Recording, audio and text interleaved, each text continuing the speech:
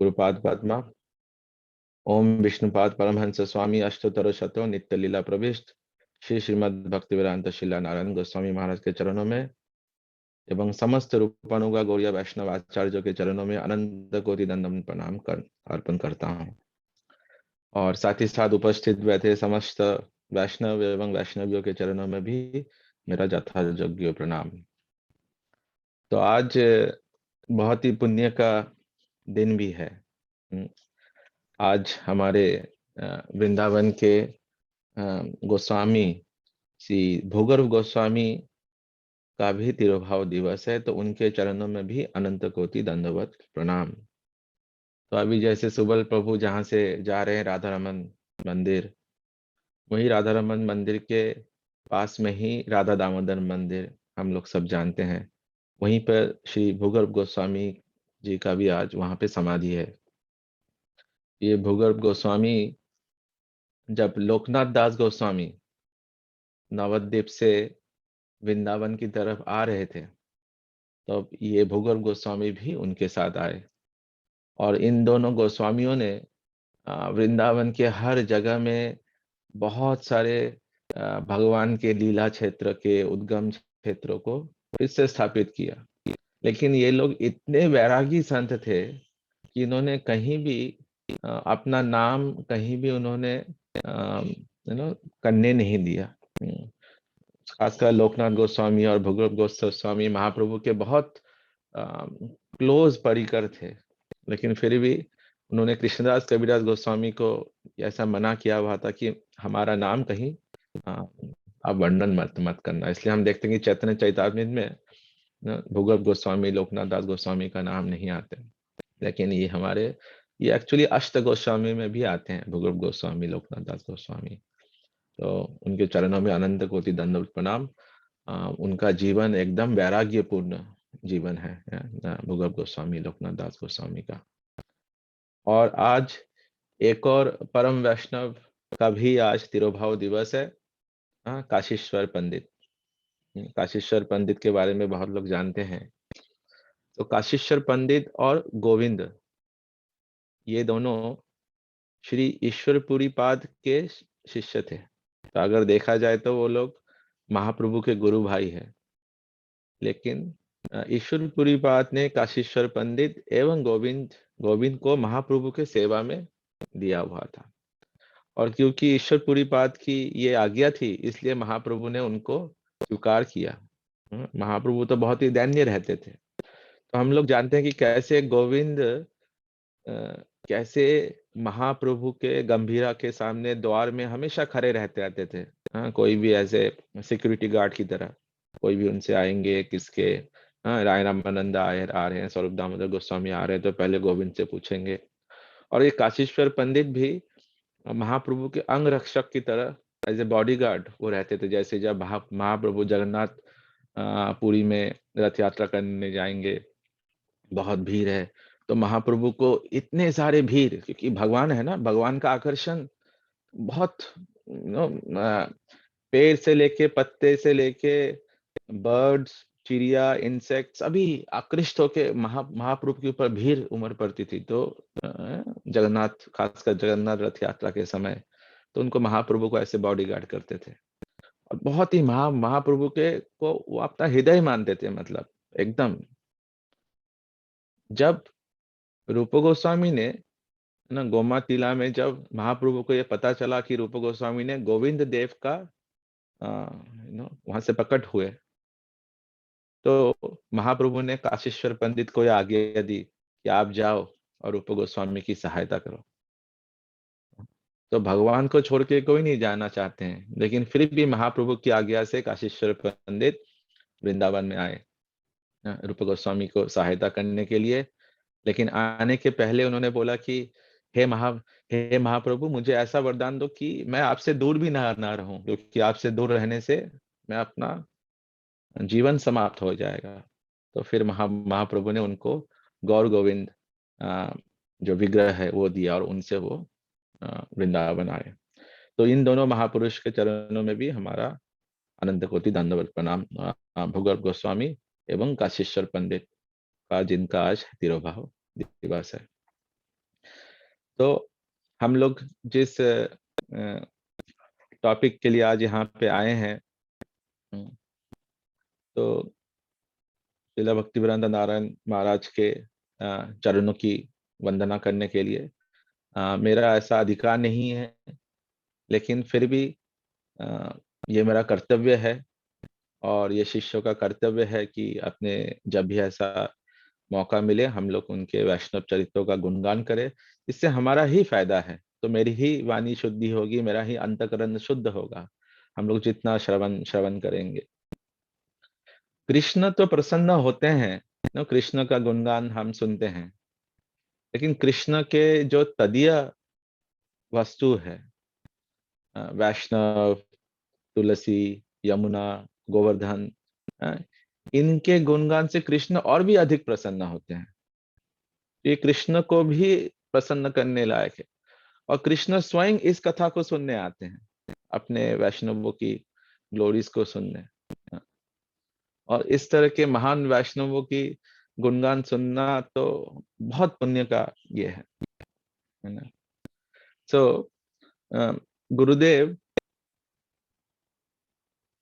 को साधारण, हम पहले हमें समझे कि गुरु जो है, समझे कि मैं अपने आप को समझाने का कोशिश कर रहा हूँ कि ये गुरुदेव है कौन, है ना। गुरुदेव बहुत सुंदर अपने बहुत सारे लेक्चर्स में इसको वर्णन वर्णन करते हैं। कि जैसा हम जानते हैं, हम लोग रोज अम, इस्कॉन के मंदिरों में खासकर मंगला आरती में हम लोग गाते हैं, हाँ?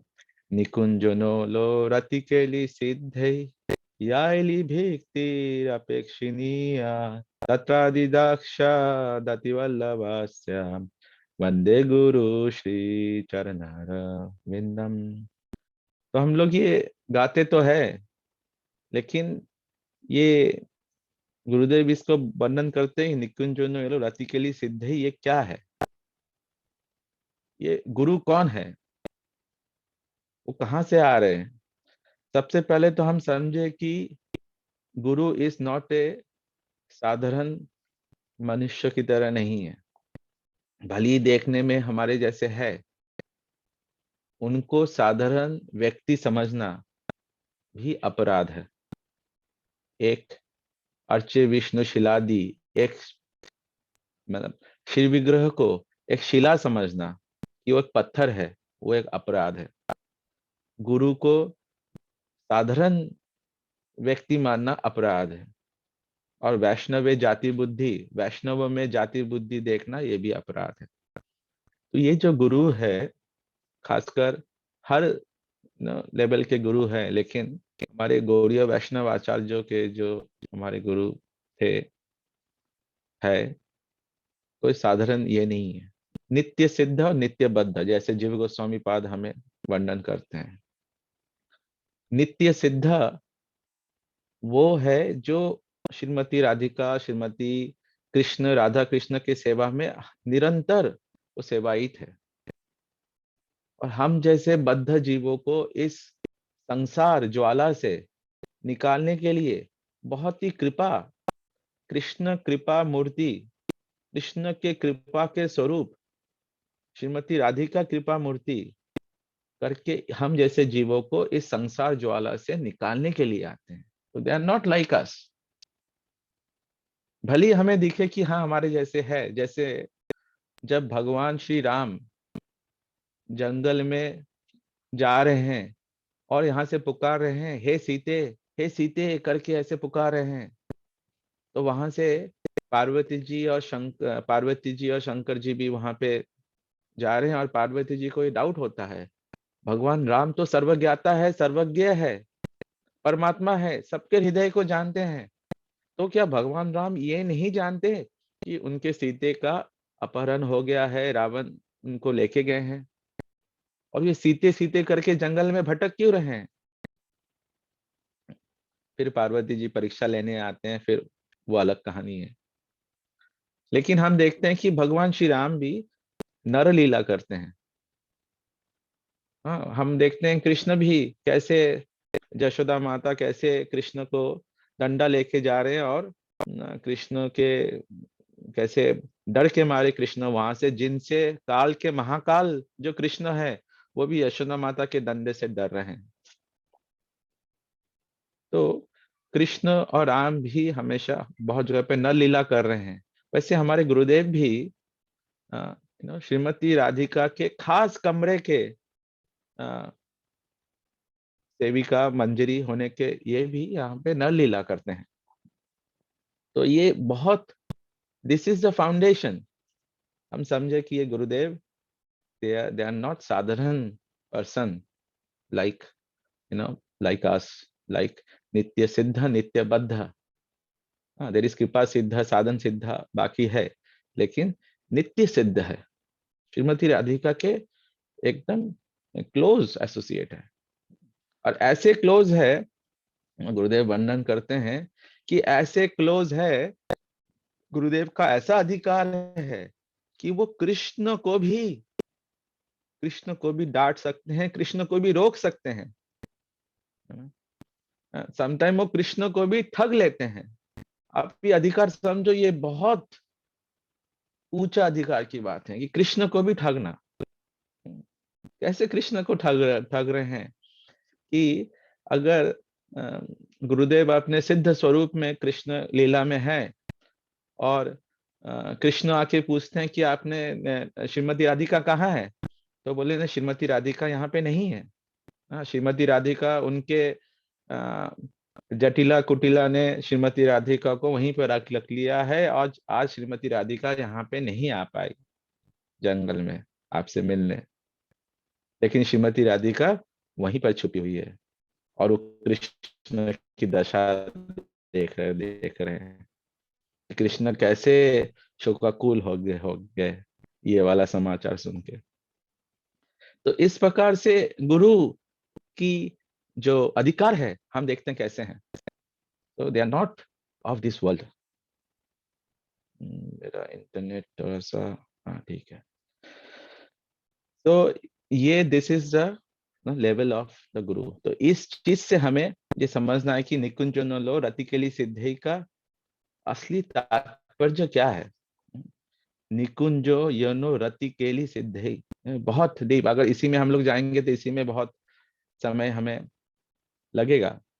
लेकिन कैसे गुरुदेव उनको सेवा कर रहे हैं, कैसे बाकी मंजरिया सेवा कर रहे हैं ना, विनोद मंजरी, नयन मंजरी, कमल मंजरी, विलास मंजरी, रूपा मंजरी, रति मंजरी, लवंग मंजरी, किस प्रकार से गुरुदेव कौन से स्वरूप में उन लोगों को सेवा सेवा कर रहे हैं। लेकिन फिर भी हम जैसे जीवों को कृपा करने के लिए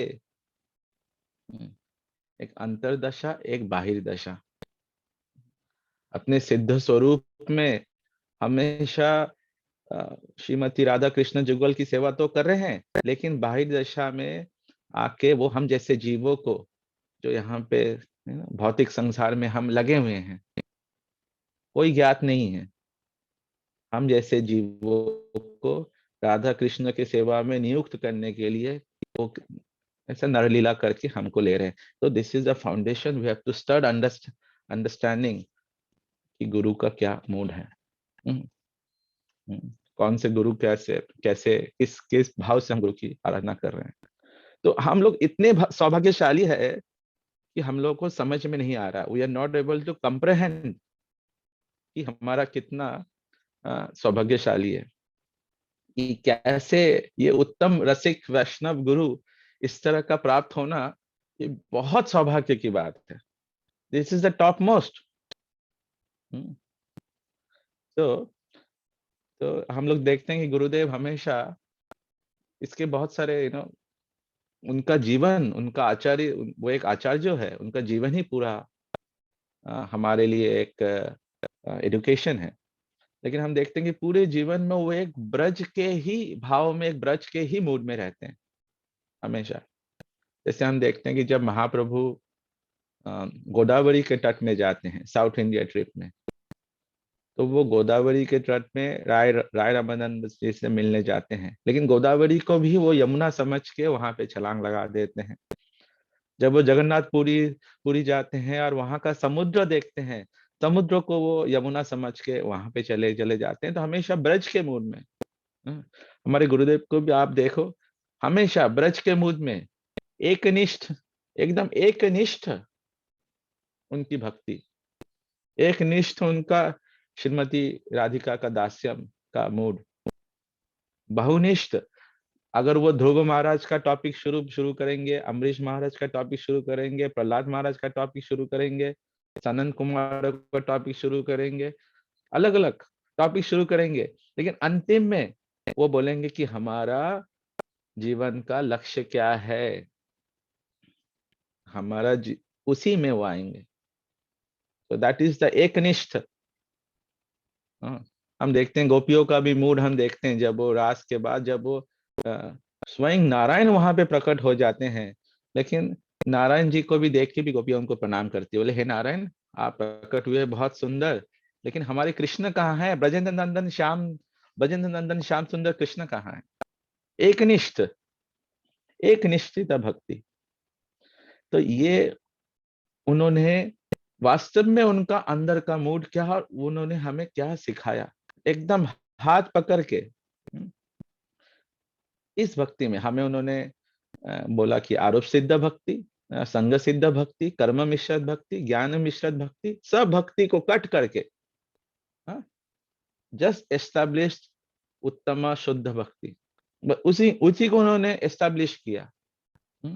अभी हाल ही में मैं अपने जीवन के उदाहरण से, अभी कुछ दिन पहले, एक हफ्ते पहले मैं भक्तिवेदांता मैनर गया, वहां पे लंदन में, और उधर बहुत सारे देशों से, यूरोप के अलग अलग देशों से, Germany, Slovakia, France, England, Holland, बहुत जगह से बहुत सारे भक्त लोग आए हुए थे, या कुछ इस्कॉन के सेंटर में। और वहाँ पे वो लोग ना आयुर्वेदा सीख रहे थे, योगा सीख रहे थे, योगा और वगैरह वगैरह वहाँ पे सीख सीख रहे थे।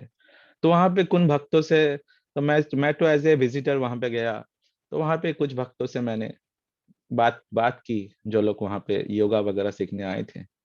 जब उनको हमने ये गुरुदेव का ये ब्रज का भाव उनको हमने थोड़ा सा बताया, वो लोग एकदम आकृष्ट हो गए।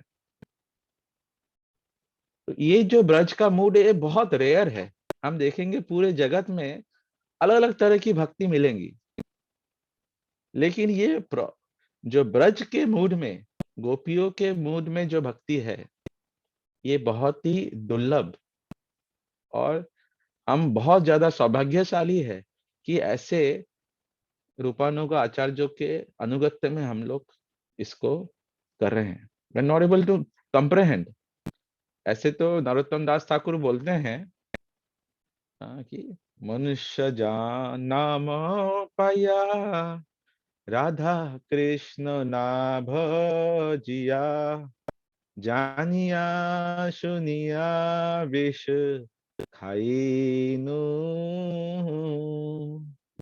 हरि हरि विफले जानम गुनाइनु। ये बोल रहे हैं कि मनुष्य जन्म पाया, राधा कृष्ण ना भजिया, जानिया सुनिया विष खाइनु। अगर मनुष्य जन्म मिलने के बाद राधा कृष्ण का हमने भजन नहीं किया, तो जानबूझ के कोई पॉइजन खाने की तरह है। एकदम इतना अच्छा विंडो ऑफ अपॉर्चुनिटी हमने गवा दिया। हाँ, राधा कृष्ण का भजन नहीं किया। लेकिन यहाँ पे प्रश्न ये आता है, राधा कृष्ण का भजन करेंगे कैसे? हमने सुन लिया, है ना, और कैसे होगा? उसमें भी हम लोग जैसे जानते हैं कि तत्कलौलम मूल्यम, एक कि एकमात्र लालसा से, ग्रीड ग्रीड होना चाहिए कि बहुत सुकृति, हमने बहुत पुण्य कर्म किया, बहुत सारा हवन यज्ञ वगैरह वगैरह किया, राधा कृष्ण की भक्ति मिलेगी नहीं, ग्रीड से। लालसा होनी होनी होनी चाहिए कि राधा कृष्ण का भजन करूंगा, लेकिन ये लालसा आएगी कैसे? ये ये लालसा हमें कैसे प्राप्त प्राप्त होगी? जब हम ब्रज रसिक नित्य सिद्ध वैष्णवों के श्रीमुख से उनसे हरि कथा का श्रवण करेंगे, तब ये लालसा आएगी। अभी हम देखते हैं कि बहुत सारे ऐसे इंफॉर्मेशन अवेलेबल है, but there is a difference between information and realization. Realized souls and someone, किसी के पास बहुत सारा नॉलेज हो सकता है, ज्ञान हो सकता है, विकिपीडिया, गूगल, लेकिन रियलाइज्ड नित्य सिद्ध रसिक वैष्णव जो भगवान के नित्य लीला में हमेशा प्रविष्ट है, और उस रियलाइजेशन से जिन्होंने उन भक्ति को, जिनकर हृदय में वो भक्ति है, कि भक्ति जो है भक्त भक्त से ही भक्ति का होता है, उनके हृदय से दूसरे हृदय में, ये कंटिन्यूअस एक रोग की तरह है। जैसे अभी कोरोना वायरस की तरह एक से दूसरे से छींक से रोग फैलता है, वैसे ही ऐसे भक्त के हृदय से जब उनके हृदय के भाव को वो अपने हृदय में और पकड़ नहीं पा रहे, वो जब वॉल्केनो की तरह, सैलाब की तरह फैल के गिर रहा है, तो बाकी जो भक्त है, जो उनसे थोड़ा बहुत ड्रॉप छीटा किसी को मिल रहा है, वो फिर कंटिन्यूअस हो रहा है, और वो फिर उनके हृदय में सैलाब की तरह फैल रहा है, वहां से फिर दूसरी जगह पे जा रहा है। तो इंफॉर्मेशन बहुत अवेलेबल है, लेकिन ऐसा सेल्फ रियलाइज रसिक वैष्णव जो भगवान के नित्य लीला में प्रविष्ट, और कौन ऐसा अधिकारी है इस तरह के इतने गुह्यम टॉपिक्स को इतने आसानी से बोलने के लिए, जो जिनका अधिकार है वही हमें दे सकते हैं। Will not get this understanding everywhere. गुरुदेव हमेशा बोलते थे, और इससे बहुत सारे जीवों का जो हृदय का ज्वाला है वो समाप्त होता है। गुरुदेव बोलते थे कि ये जो हरि कथा है, जो ब्रज प्रेम का जो हरि कथा है, ये एक औषधि है, यही मेडिसिन है। कोई आर्टिफिशियल प्रोसेस नहीं है। योगा, आयुर्वेदा, कर्मा योगा, ऑल गुड, भगवान की ही बॉडी से सब निकले हैं, लेकिन तब कथामृतम तब तो जीवनम, ये गोपियों का जो ब्रज प्रेम है, वही एक मेडिसिन की तरह वो है, और उसी को उन्होंने यहाँ पे स्थापित किया। कैसे? इसलिए हम उनको रूपानुगा गौड़ीय वर्ग आचार्य जो यहाँ पे बोल रहे हैं, तो किस प्रकार से उन्होंने इसी धारा को उन्होंने किया कि नॉट ओनली दैट, देखिए जो हम लोग देखते हैं कैसे हम जैसे पापियों को उंगली पकड़ के, राइट फ्रॉम साधु संग, एकदम श्रद्धा, जिनका हमारा अभी कोमल श्रद्धा है, लिटिल विथ फेथ, उस कोमल श्रद्धा से लेके धीरे धीरे साधु संग हम लोग को देके भजन क्रिया अनंत निवृत्ति करके समस्त निष्ठा, रुचि, आसक्ति भाव पूरे स्टेज तक, और फिर आगे ये जो भक्ति के जो कुंडली है उसको धीरे धीरे करके सब कुछ हमें दिया उन्होंने। अगर हम ये सब हम लोग अगर देखते, अगर गुरुदेव के प्रवचन और बुक्स को हम देखेंगे, उनका डेप्थ, उनकी गहराई और उनका विस्तार इनफाइनाइट है। हर एक चीजों में हमें उन्होंने दिखाया, जैसे अगर हम कैसे हरिनाम लेना चाहिए, हरिनामृत, किस प्रकार से हरिदास ठाकुर की क्या ग्लोरीज है, वहां से अगर शुरू करें तो सिद्धांत में कैसे जैव धर्म, भक्ति रसायन सिंधु, भक्ति रसायन, बृहद भागवतम, इन सारे ग्रंथों का अनुशीलन करवा के, एवं बाकी किस प्रकार से भजन करना चाहिए, गौड़िया गीति गुच्छ, अर्चन दीपिका, कैसे धाम की परिक्रमा, कैसे नवद्वीप धाम महात्म्य, ब्रज परिक्रमा मंडल, हम ये देखें कि कोई भी भक्ति का अंग में किस प्रकार से करना चाहिए। ये राधा कृष्ण भजन करना है, लेकिन कैसे करना है, किस पद्धति से करना है।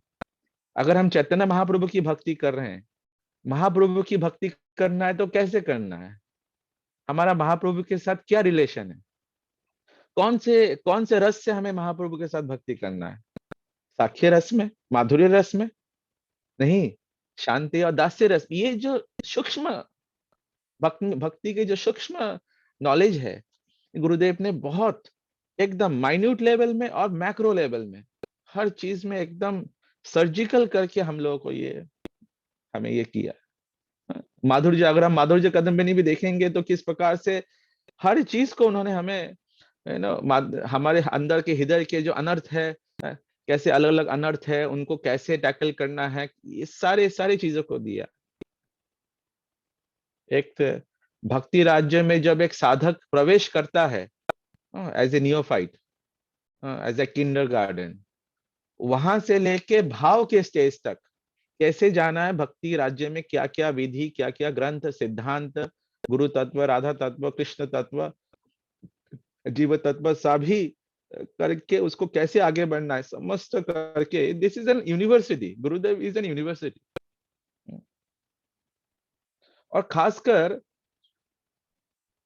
आगे हम लोग बाकी जो जो रस तत्व है उसमें उसमें जाएंगे तो कोई अंत ही नहीं है, कैसे स्नेह, मधु स्नेह, घृत घृत मित्र स्नेह, उस सब में तो हम लोग बात ही नहीं कर रहे हैं। लेकिन खासकर रूप गोस्वामी का जो विचारधारा है उन्होंने एस्टेब्लिश किया, this is very very rare. किस प्रकार से गुरुदेव एकदम, अगर हम देखें रूपानुगा, इस रूपानुगा विचारधारा को स्थापित किया। जन्माष्टमी तो सेलिब्रेट पूरे विश्व कर रहा है, राधाष्टमी भी बहुत सेलिब्रेट हो रहा है, लेकिन रूप गोस्वामी की जो अपीयरेंस डे है या उनको डिसअपीयरेंस डे है या उनका जो महोत्सव है, गुरुदेव 5 दिन तक उसको करते थे।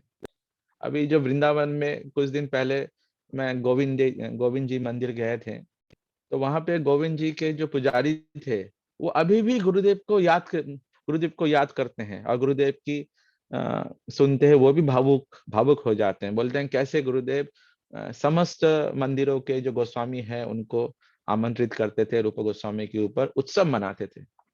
उनका जो विचारधारा ये बहुत दुर्लभ है। जैसे न बिना विप्रलंबक शंभोगे पुष्टि मंत्र मसनुते, कि विप्रलंब और संभोग ये भक्ति में एक साथ जाते हैं, और विप्रलंब के बिना संभोग में पुष्टि नहीं आती, शक्ति नहीं आती। इन सारे विचारधारा को कौन एस्टैब्लिश करते हैं?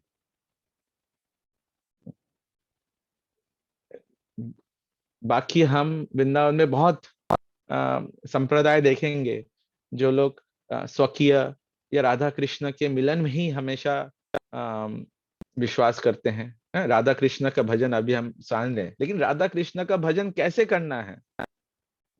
विप्ल ये वृंदावन परित्यज्य पदम एकम न गच्छन्ति गच्छामि, वृंदावन छोड़ के ब्रजनंदन कृष्ण एक पद भी नहीं जाते हैं। लेकिन फिर भी हम लोग देखते हैं कि अ, अ, संयोगिनी राधा और वियोगिनी राधा जब जब द्वारका में जाते हैं, कृष्ण जब द्वारका में जाते हैं तो कृष्ण श्रीमती राधिका के विरह में रो रहे हैं, और यहाँ पे श्रीमती राधिका भी वृंदावन में बहुत विलाप कर रही है। इतना इतना विलाप कर रही है कि श्रीमती राधिका के शरीर में प्राण है कि नहीं, उसको देखने के लिए सखियों को एक छोटा सा रुई का लेके उनके नाक के सामने डालना होता है कि अब ये जीवित भी है कि नहीं। तो फिर श्रीमती राधिका कैसे विलाप कर रही है अगर वृंदावन छोड़ के श्री कृष्ण कभी जाते ही नहीं है? ये सारे गूढ़ सिद्धांतों ये आपको कहीं मिलेगा नहीं है, लेकिन कौन हमें देगा, कौन हमें इन चीजों को समझाएगा? There are so many topics, मतलब कोई अंत ही नहीं है। प्रेम, हम जानते हैं प्रेम, क्या समस्त प्रेम कृष्ण के प्रति समस्त प्रेम सेम है? जो साधारण रति है, समंजस रति है, समर्थ रति है, ये सारे रति सेम है? गोपियों की परिकाष्ठा क्या है? समर्था प्रेम, प्रेम क्या है? इन सारे क्लासिफिकेशंस को, जो भक्ति के तारों को एक एक करके अगर किसी को इच्छा है, लालसा है टॉप मोस्ट करने के लिए, so this is the university of Shri Bhaktivedanta Narayan Goswami Maharaj. समस्त नाना शास्त्र समस्त शास्त्र, रूप गोस्वामी के, सनातन गोस्वामी के, रघुनाथ दास गोस्वामी के, समस्त बल्लभ विद्याभूषण, विश्वनाथ चक्रवर्ती ठाकुर, इनके समस्त शास्त्रों को निचोड़ के हम जैसे बद्ध जीवों को अंडरस्टैंड हो सके, इन भक्ति तत्व, इन रस तत्व को समझ सके हम लोग, उनको इस तरह से प्लेस करना और हम जैसे जीवों को समझाना, ऐसे जीव जो बद्ध जीव में फंसे पड़े हैं, ये जो श्रीमती राधिका के जो कृष्ण शक्ति है, जो कृपा शक्ति है, वही ऐसा कर सकते हैं। और कहीं भी डाइल्यूट नहीं होने देना। जैसे मैंने अभी उदाहरण दिया, कहीं भी उन्होंने डाइल्यूट नहीं होने दिया। जहां भी सिद्धांत की बात आई, एकदम दिस इज द सिद्धांत। जो भक्ति सिद्धांत महाराज का जो ये था, जो भक्ति प्रज्ञान केशव गोस्वामी महाराज का था, जो हमारे भक्तिवेदांत स्वामी महाराज का था, भक्तिवेदांत नारायण महाराज, और हमारे समस्त गुरु रूपानुगा गौड़ीय वर्ग वैष्णव आचार्य को देखेंगे, सिद्धांत पे वो कुछ भी, देयर इज नो कॉम्प्रोमाइज। कहीं भी जाके हम नहीं बोल रहे हैं कि योगा करके हम करेंगे, नहीं। This is the pure devotion. इसलिए हम लोग देखते हैं कि प्योर भक्ति सेंटर, इसका इसका इसका नाम क्यों है प्योर प्योर भक्ति सेंटर, अनअलॉयड डिवोशनल सर्विस, जैसा हमारे रूपानुगा गौड़ीय वैष्णव आचार्य ने जैसा दिया है एज इट इज। और ये शुद्ध भक्ति जो है ना, सर्व आकर्षणीय है। इसलिए तो हम देखते हैं जब गुरुदेव पूरे विश्व भर में इस शुद्ध भक्ति को लेके गए, तो सभी लोग आकृष्ट हो गए, सभी लोग आकृष्ट हो गए। कि सभी लोग अपने साधारण संबंध से कृष्ण को तो भज ही रहे हैं। कृष्ण हमारे परम पिता है, कृष्ण परम दयालु है, कृष्ण परम कृपालु है, मेरे परिवार की रक्षा कर रहे हैं, I am very grateful in the of and reverence, thank you Krishna, thank you God. लेकिन गुरुदेव ने बोला नहीं, विशेष संबंध क्या है हमारा, विशेष संबंध क्या है, what is our special relationship. इस चीज को उन्होंने उजागर किया, इस चीज को उन्होंने स्थापित किया हर चीज में। महाप्रभु की कैसे, गोवर्धन की पूजा हमें कैसे करनी है, कौन से मूड से, हजारों लोग, लाखों लोग गोवर्धन परिक्रमा करते हैं, अभी अभी गोवर्धन पूजा गया, लेकिन किस भाव से, किस मूड से हमें गोवर्धन पूजा करनी है। हरिदास वार्य किस प्रकार से मूड से हमें करना है, गोपाष्टमी को हमें कौन से मूड में लेना है। अब कोई भी सिद्धांत ये देखो, उसका गौड़िया विचारधारा क्या है, एकादशी कैसे रखनी है, हर चीज को। तो बहुत सारे टॉपिक है, अ, बहुत डिटेल्स में टॉपिक्स है। तो अगर हम कोई भी आचार्यों का जीवन देखेंगे ना, उनके शिक्षाओं को अगर हम देखेंगे, वी कैन अंडरस्टैंड। गुरुदेव भी हम लोग अगर उनके साधारण रूप में हम देखेंगे कि वो भी ठीक है, वो भी सबसे पहले श्री संप्रदाय में आए, फिर इसमें आए, दिस इज हम लौकिक दृष्टि से हम देखेंगे। जैसे जब श्री चैतन्य महाप्रभु श्रीरंगम में गए थे, और वहां पे उनको गोपाल भट्ट गोस्वामी, वेंकट भट्ट गोस्वामी, त्रिमूल भट्ट गोस्वामी वो मिले। और फिर महाप्रभु के संग के कारण वेंकट भट्ट गोस्वामी, प्रभुनंद, त्रिमूल भट्ट, प्रभुनंद सरस्वती ठाकुर महाप्रभु के वो से हुए। इसका मतलब क्या, वो महाप्रभु के संग से हुए, वो तो ठीक है, बाहरी रूप से वो है, लेकिन वो पहले से ही, प्रभुनंद सरस्वती ठाकुर तुंग विद्या सखी, वो पहले से ही भगवान के परिकर है, वो तो एक बहाना है। सिमिलरली हमारे गुरु देव, खासकर भक्तिवेदांत नारायण महाराज, है ना, वो भी बचपन में श्री संप्रदाय से जुड़े, फिर उन्होंने निम्बार्क संप्रदाय का हरिनाम बुक लिया, वहां से उन्होंने मंत्र का ये लिया, फिर वो कैसे गौड़िया संप्रदाय में है, दिस आर ऑल एक्सटर्नल। लेकिन वास्तव में वो श्रीमती राधिका के खास कमरे के मंजरी है। तो इन चीजों को, और जो वहां, there are so many teachings, अभी डिटेल में जाएंगे तो बहुत सारा समय होगा, कैसे उज्जवल नीलमणि ने उन्होंने वर्णन किया। और वास्तव में जो महाप्रभु की विचारधारा, महाप्रभु जिस चीज के लिए आए थे, उस चीज को स्थापित करने के लिए जो रूप गोस्वामी आए, उस रूप गोस्वामी की ही विचारधारा को स्थापित करने के लिए, पुनर्स्थापित करने के लिए, क्योंकि अगर गुरुदेव नहीं आएंगे तो वो लुप्त हो जाएगा। इसमें बोलने में मुझे कोई संशय नहीं है। हाँ, ये रूपानुगा विचारधारा, ये शुद्ध रूपानुगा विचारधारा, अगर गुरुदेव जैसे आचार्य जो नहीं आते तो फिर से लुप्त हो जाते, फिर से कोई आचार्य को आने के फिर से उसको स्थापना करना पड़ता। हम जानते हैं कैसे महाप्रभु किस कारण से आए थे ना, प्रेम रस निर्यास करिते आस्वादन राग मार्गे भक्ति लोके करी प्रचारन। राग मार्ग भक्ति लोके करीते प्रचारन, इस चीज के लिए आए थे, राग मार्ग। और गुरुदेव उसी रूप गोस्वामी के ये इसको उन्होंने आगे लेके फिर हमें आगे हम यहाँ पे लेके आए थे। अंतिम में मैं संक्षेप में समाप्त करके बाकी वैष्णव से हम लोग सुनेंगे तो हमें ज्यादा लाभ होगा।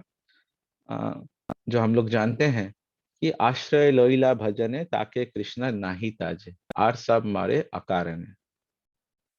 जब तक हम लोग इस प्रकार के महान, इस युगों के, आयल से इस मिलीनियम के ऐसे महान गुरु वर्ग के शरण में उनसे उनका आश्रय लेके जब तक हम भजन नहीं करेंगे, हमारा मन, हमारा हृदय उनके हृदय से तादात्म्य नहीं होगा, तब तक हम लोग राधा कृष्ण की जुगल सेवा को चीज को हम समझ भी नहीं पाएंगे, उनके बिंदु को भी समझ नहीं पाएंगे। तो ये हम लोगों का बहुत बड़ा सौभाग्य है कि हम ऐसे गुरु के आश्रय में आए हैं जो मतलब इन सारे चीजों को हमें बहुत विस्तार से, बहुत डिटेलली करके समझा रहे हैं। और उनके मूड, उनके भाव से जब हम तादात्म्य होंगे तो होपफुली हम लोग भी श्री राधा कृष्ण जुगल के सेवा में नियुक्त हो पाएंगे। तो इन्हीं सारी शब्दों से मैं अपना जो उनके चरणों में वंदना है ये मैं समाप्त करता हूँ। वांछकल्पतरुभ्यश्च कृपा सिन्धुभ्यश्च पतितानां पावनेभ्यो वैष्णवेभ्यो नमो नमो। तो सुबल प्रभु, over to you.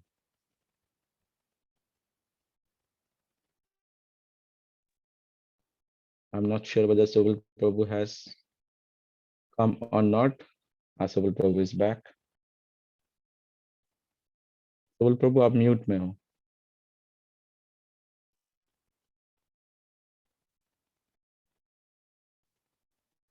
Let me make Subal Prabhu the host so he can unmute.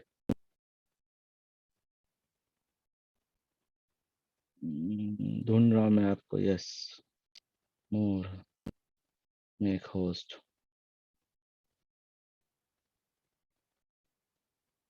मैंने आपको होस्ट बना दिया सुबल प्रभु। ओके, हरे कृष्णा। धन्यवाद सुकांतो प्रभु, आपका गुरुदेव का गुणगान और गुरु तत्व का विचार पे आपने अपना प्रकाश डाला। Very thank you. आप सब भक्तों का भी बहुत बहुत धन्यवाद। सभी भक्त जो आज एकत्रित हुए हैं, बहुत एक महीने से लगभग हम इस कार्तिक मास की वृंदावन परिक्रमा कर रहे हैं गुरु वैष्णवों के अनुगत्य में। मानसिक रूप से आप सब भक्तों ने बहुत सारी कथाएं सुनी एक महीने में और लगातार इस श्रृंखला में जुड़े हुए हैं। इस सब के लिए आपका आभारी है और बड़ा सौभाग्य भी है, क्योंकि सबको ऐसी कथा सुनने का मौका नहीं मिलता है। हम सब लोग बड़े ही सौभाग्यशाली है। विशेषकर आज कार्तिक का आखिरी दिन है, कार्तिक पूर्णिमा है, हेमंती रास का समय है। चतुर्मास के रखे गए व्रत आज भक्तों ने पारण किए। चतुर्मास, कार्तिक व्रत, विष्णु पंचक, इन सब व्रतों का जो अंतिम रिजल्ट है, इन सब व्रतों का जो फल है, अंत में हम लोग गुरुदेव और वैष्णव ठाकुर, परम गुरुदेव, आप सबके लिए परम गुरुदेव वैष्णव का गुणगान सुन रहे हैं। इससे बढ़कर जीवन का कल्याण का कोई दूसरा उपाय नहीं हो सकता। आपने कई बार सुना होगा, मैं भी कई बार वर्णन कर चुका हूँ कि वैष्णव गुणगान ताहे जीव प्राण। वैष्णवों का गुणगान करने से ही हमारा उद्धार होगा। वैष्णवों का गुणगान करने से ही हमारे समस्त प्रकार के पाप कटेंगे। वैष्णवों का गुणगान करने से ही समस्त प्रकार का सुकृति लाभ होगा। तो गुरुजन वर्णन करते हैं, शास्त्र वर्णन करते हैं, भक्ति भगवत भक्त संगस्तु अभिजायते। ये भक्ति को प्राप्त करने का रास्ता जो है भगवत भक्तों का संग। और भक्तों का संग कैसे हो सकता है? या तो उनकी साक्षात वपु संग होगा, या तो उनकी वाणी का संग कर सकते हैं। तो वैष्णवों के बारे में सुनने मात्र से ही जीव का कल्याण हो जाता है। तो इसलिए इसी श्रृंखला में कई पिछले दिनों से आप वृंदावन परिक्रमा के साथ साथ गुरु वैष्णव का गुणगान भी सुन रहे हैं। गुरुदेव का विशेषकर क्या वैशिष्ट है, गुरुदेव इस धरा जगत पर क्या देने आए, उसके बारे में भी सुन रहे हैं। इससे पहले कि मैं अपनी पुष्पांजलि गुरुदेव के चरणों में अर्पण करूं, मैं उनके चरणों में मित्रलीला विष्णु विष्णुपाद परमहंस आचार्य भक्तिवेदांत नारायण गोसाई महाराज जी के चरणों में असंख्य दंडवत प्रणाम अर्पण करता हूं। उनके हेतु कृपा की प्रार्थना करता हूं। भक्तिवेदांत स्वामी प्रभुपाद हमारे शिक्षा गुरु स्वामी विवेक फाउंडर आचार्य, उनके चरणों में कोटि कोटि प्रणाम। उनके हेतु कृपा की प्रार्थना करता हूं। जिनकी शिक्षाओं से, जिनकी पुस्तकों के माध्यम से हम सब लोग, विशेषकर मैं भक्ति में जुड़ा और आप सब लोग भी, बहुत सारे भक्त लोग प्रभुपाद जी की पुस्तकों के माध्यम से हम भक्ति मार्ग से जुड़े। तो उनके चरणों में कोटि कोटि धन्यवाद प्रणाम। और समस्त रूपानुगुण चरणों में कोटि कोटि प्रणाम। समस्त गौड़ी वैष्णव आचार्यों के चरणों में कोटि कोटि प्रणाम। और आप सब भक्तों के चरणों में भी यथा योग्य प्रणाम।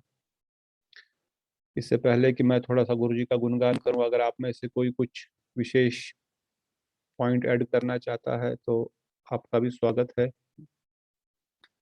आपने बहुत दिनों से गुरुदेव के बारे में सुना है, बट कोई भी भक्त अगर यहाँ पर 2 मिनट 5 मिनट गुरुदेव के बारे में कुछ और वर्णन करना चाहते हैं तो you are also most welcome. ऐसा नहीं कि भाई आप नहीं बोल सकते, अगर आप बोलना चाहे तो आप बोल सकते हैं। अगर कोई बोलना चाहते हैं तो अपना आपको या तो हैंड रेज करें या तो मैसेज करें, so that I can unmute you. अगर नहीं तो गुरुदेव के बारे में हम थोड़ा सा और जानने का प्रयास करेंगे। गुरुदेव के मनोविष्ट को सुकांतो प्रभु ने समझाया, और पीछे भी आपने कई कथाओं में गुरुदेव के वैशिष्ट को, हर आचार्य का एक विशेष वैशिष्ट रहता है। सभी आचार्यगण कुछ न कुछ विशेष राधा रानी की आज्ञा से धरती पर आते हैं। जो भगवान के शुद्ध भक्त है वो सब कुछ विशेष उनका लक्ष्य या उनका एक मिशन होकर के यहाँ पर आते हैं। जैसे भक्तिवेदांत स्वामी प्रभुपाद, उनको उनके गुरुदेव ने अंग्रेजी भाषा में प्रचार करने के लिए कहा, आप पाश्चात्य जगत में प्रचार कीजिए। इसलिए उनका प्रणाम मंत्र भी आप देखेंगे, पढ़ेंगे, सुनेंगे। नमामि विष्णु पदाय कृष्ण पृष्ठाय भूतले श्रीमते भक्ति वेदांत स्वामी निति नाम। फिर नमस्ते सरस्वती देवे गौरवाणी प्रचार, निर्विशेष शून्यवादी पाश्चात्य देश। तो किस लिए? पाश्चात्य जगत का उद्धार करने के लिए। और गुरुदेव का प्रणाम मंत्र नमामि विष्णु पदाय राधिकाय प्रियात्मने श्री श्रीमद भक्तिवेदांत नारायण।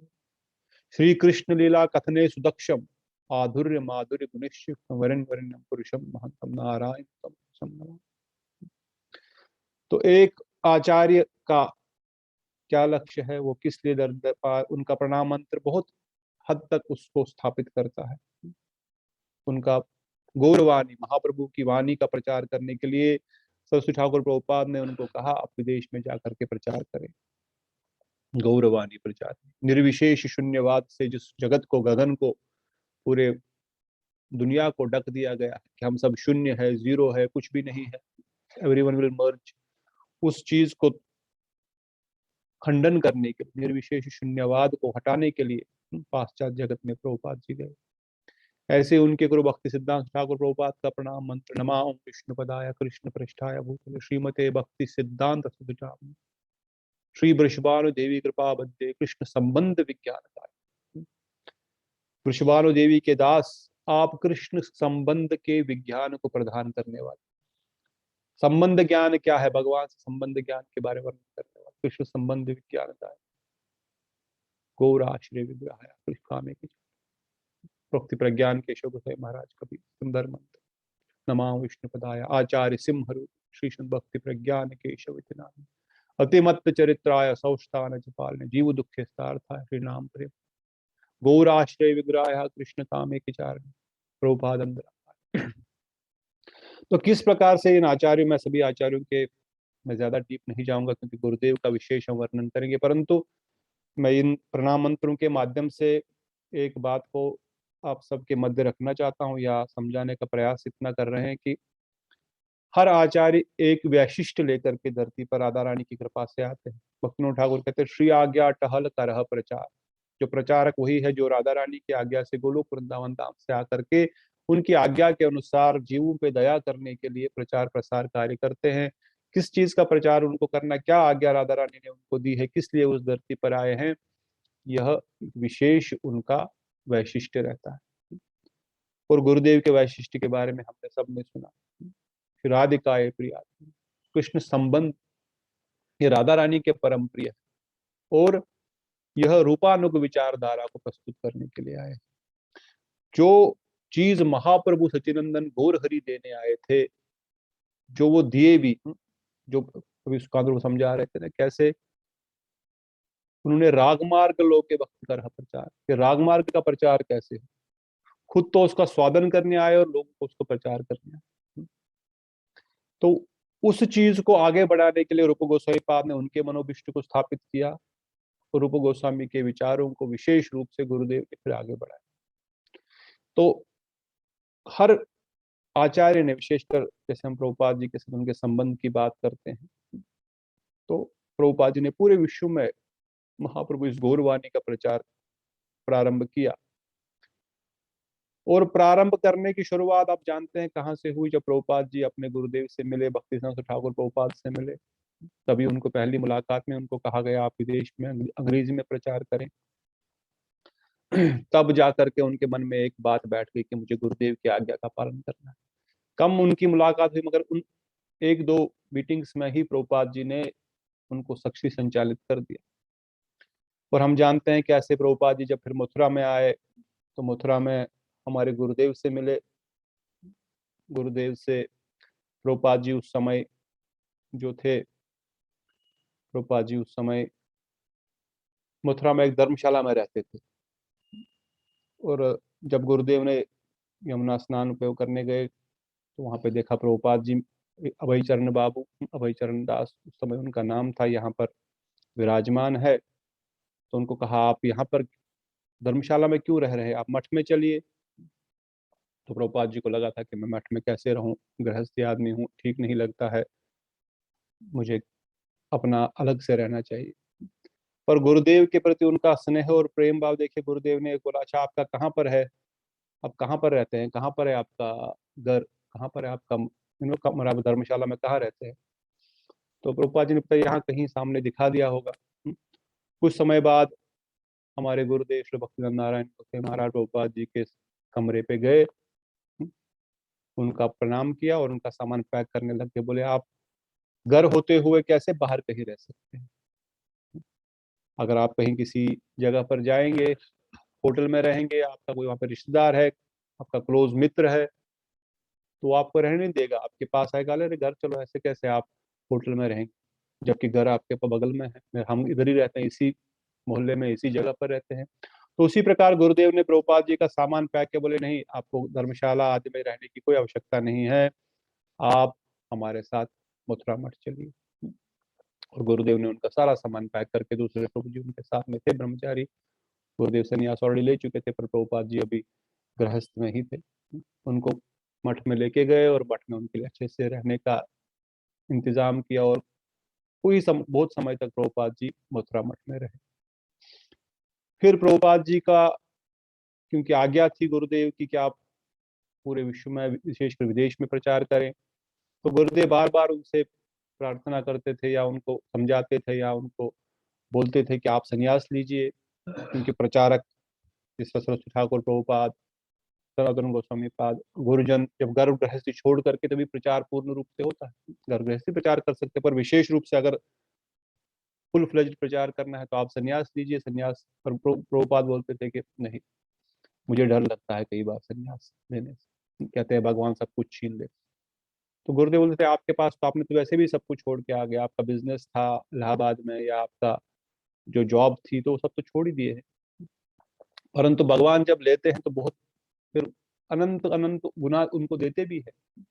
युधिष्ठिर महाराज का था, युधिष्ठिर महाराज को भगवान ने सब प्रकार से राज्यपाठ दे दी। युधिष्ठिर महाराज ने इसीलिए राज्यपाठ मांगा भी या किया भी कि कोई ये ना बोले कि भगवान बस छीनते रहते हैं भक्तों का, नहीं, उनके अनासक्त रहे वस्तुओं से, इसलिए उनको उनकी कुछ चीजें, उनकी आसक्ति वाली चीजें ले लेते हैं, परंतु असीम गुना में उनको वापस भी दे देते हैं। तो गुरुदेव कई बार उनको ये चीजें समझाते थे कि आप संन्यास लेकर प्रचार करें। और एक दिन गुरुदेव के और उनके गुरु भाई भक्ति प्रज्ञान केशव गोस्वामी महाराज आए, उन्होंने भी उनको प्रोत्साहन दिया, उनको कहा कि आप संन्यास ग्रहण करें तो प्रचार कार्य संभव होगा, प्रभुपाद जी की वाणी, प्रभुपाद जी का मिशन आगे बढ़ेगा। उसके बाद उनके एक दूसरे गुरु भाई भी थे, मुनि भक्तिवेदांत मुनि महाराज ने कहा मैं भी 90 साल से ऊपर की उम्र का हूँ, अगर आप संन्यास लेंगे तो मैं भी संन्यास लूंगा। तो तीनों ने, उन दोनों ने साथ में संन्यास लिया। तो विशेषकर देखा जाए तो ये जो प्रचार का जो बीजारोपण हुआ भक्ति प्रज्ञान केशव गोस्वामी केशव जी गौड़िया मठ मथुरा से ही प्रारंभ हुआ। उसके बाद प्रभुपाद जी ने कई पुस्तकें लिखी, और जब वो विदेश के लिए गए, हम जानते हैं उनकी जर्नी कैसे हुई, फिर तब भी विदेशों से गुरुदेव को वो नित्य निरंतर टच में रहते थे क्योंकि वहीं से उनका संबंध गुरुदेव से अधिक पहले से ही था। गौड़िया मठ से उनका संबंध पहले बचपन से ही रहा, पर गुरुदेव से विशेषकर उनका संबंध, गुरुदेव हमेशा कहते हैं वो मेरे शिक्षा गुरु के समान है और मेरे मित्र भी है, परम प्रिय मित्र, क्योंकि ऑलमोस्ट उम्र में ज्यादा फर्क नहीं है, और गुरुदेव पहले संन्यास लिए थे उनसे, और उनके लिए ही गुरुदेव ने संन्यास दंड तैयार किया, उनका कूपन तैयार, उनके कपड़े तैयार करना, संन्यास के विशेष यज्ञ समारोह सब करना, ये सब भी गुरुदेव ने ही वहां पर प्रारंभ किया। और हम जानते हैं कि ऐसे जब प्रभुपाद फिर विदेश गए और प्रभुपाद जी ने विदेश में जब प्रचार प्रसार कार्य करना शुरू किया, उस समय विशेषकर गुरुदेव को कई बार पत्र लिखते थे ऐसा हमारे गुरुजन वैष्णव ठाकुर, हमारे गुरु भाई सब, और विशेषकर हमारे आचार्यगण कहते हैं कि more than 300 letters between Prabhupada and गुरुदेव, 300 से अधिक पत्र उन्होंने गुरुदेव को लिखे। कुछ पत्र बाद में जो मिले वो एक पुस्तक के रूप में भी है, और बहुत सारे पत्र तो उनके बारे में क्या बताए वो कहाँ गए, परंतु उस विषय में हम नहीं जाएंगे। परंतु बहुत सारा प्रभुपाद जी को वो सब सपोर्ट करते थे। प्रभुपाद जी को यहाँ से करतल भेजना, मृदंग भेजना, श्री विग्रह भेजना प्रभुपाद जी को विदेश में, पेड़े भेजना, विश्व प्रभुपाद जी को मथुरा का पेड़ा बहुत पसंद रहता था, मथुरा का पेड़ा भेजना, गुरुदेव ये सारे सारे उनके लिए करते थे। और जब गुरुदेव प्रभुपाद जी विदेश से वापस आए कुछ भक्तों को लेकर के, तो गुरुदेव उनसे मिलने के लिए एयरपोर्ट पे गए, उनको मिले, उनके साथ बात किए, तो हमेशा एक मित्र की तरह उनका संबंध रहा। और प्रभुपाद जी ने विशेष रूप से, जो हम जानते हैं कि गुरुदेव से रिक्वेस्ट किया कि आप मेरे शिष्यों को भक्ति मार्ग में आगे बढ़ाइए। देयर आर मेनी, बहुत सारे टेप कन्वर्सेशंस रिकॉर्डिंग्स है जिसमें प्रभुपाद जी केवल इतना कहते हैं कि मैंने बहुत सारे शिष्य तो जमा किए, परंतु पूर्ण रूप से मैं ट्रेन नहीं कर पाया समय के अभाव से। मैं पहले जंगल, I was cutting the jungle, किसी भी जगह पर सुंदर बगीचा बनाने के लिए पहले उसको साफ सफाई करनी पड़ती है, जंगल काटना पड़ता है, बीजारोपण होना करना पड़ता है, फिर जाकर के पुष्प या कोई वृक्ष या कोई फल फूल वहां पे आगे बढ़ेगा चढ़ेगा। तो मैंने जीवन भर तो इनको सिखाने का प्रयास किया, कुछ लेवल तक लाया, अभी आप इनकी सहायता कीजिए। गुरुदेव इसलिए कहते थे मेरा विदेश जाने का कोई पर्सनल मोटो नहीं था, मेरे को तो, मैं तो ब्रज का वासी हूँ, ब्रज भक्त हूँ, मैं तो वृंदावन में निरंतर सुखी था। जैसे आपने पहले भी सुना कैसे विशाखा दीदी बता रही, कैसे गुरुदेव गोवर्धन की परिक्रमा करना, गोवर्धन की तलहटी में रहना, यही उनको आनंद आनंददायक उनकी वस्तु। कौन व्यक्ति 70 साल 80 साल की उम्र में विदेश जाना पसंद करेगा? और फिर एवरीडे ट्रेवलिंग, हम थोड़ा सा ट्रेवल करते हैं हम थक जाते हैं, हर दिन एक कंट्री से दूसरा कंट्री, वहां दिन है तो यहाँ रात है, यहाँ रात है तो वहां दोपहर है, ऐसे प्रचार में लगे। कौन व्यक्ति, unless there is a compassion, अगर आपके अंदर हृदय में बहुत अधिक दया नहीं है जीवों के प्रति, कोई ऐसा अपना भजन साधन छोड़, विशेषकर वृंदावन छोड़ करके कौन जाना पसंद करे। पर गुरुदेव वर्णन करते हैं कि प्रभुपाद जी की आज्ञा थी, प्रभुपाद जी ने अंतिम समय में मुझसे प्रॉमिस लिया कि आप सहायता करना मेरे भक्तों की। तो विशेषकर गुरुदेव ने उस विचार को, उस वचन को निभाने के लिए गुरुदेव कहते हैं मैं विदेश गया, इन सब स्थानों पर आया श्रील प्रभुपाद जी के चरण धूलि को लेने के लिए।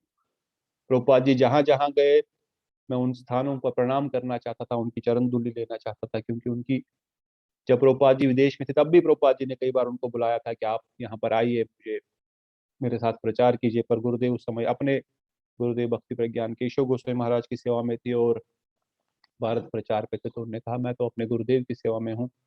तो इसलिए उनकी एक भी विचार थी कि क्योंकि प्रभुपाद जी ने ये कहा था तो मुझे उस समय तो नहीं जा पाया, आज जा पाऊंगा।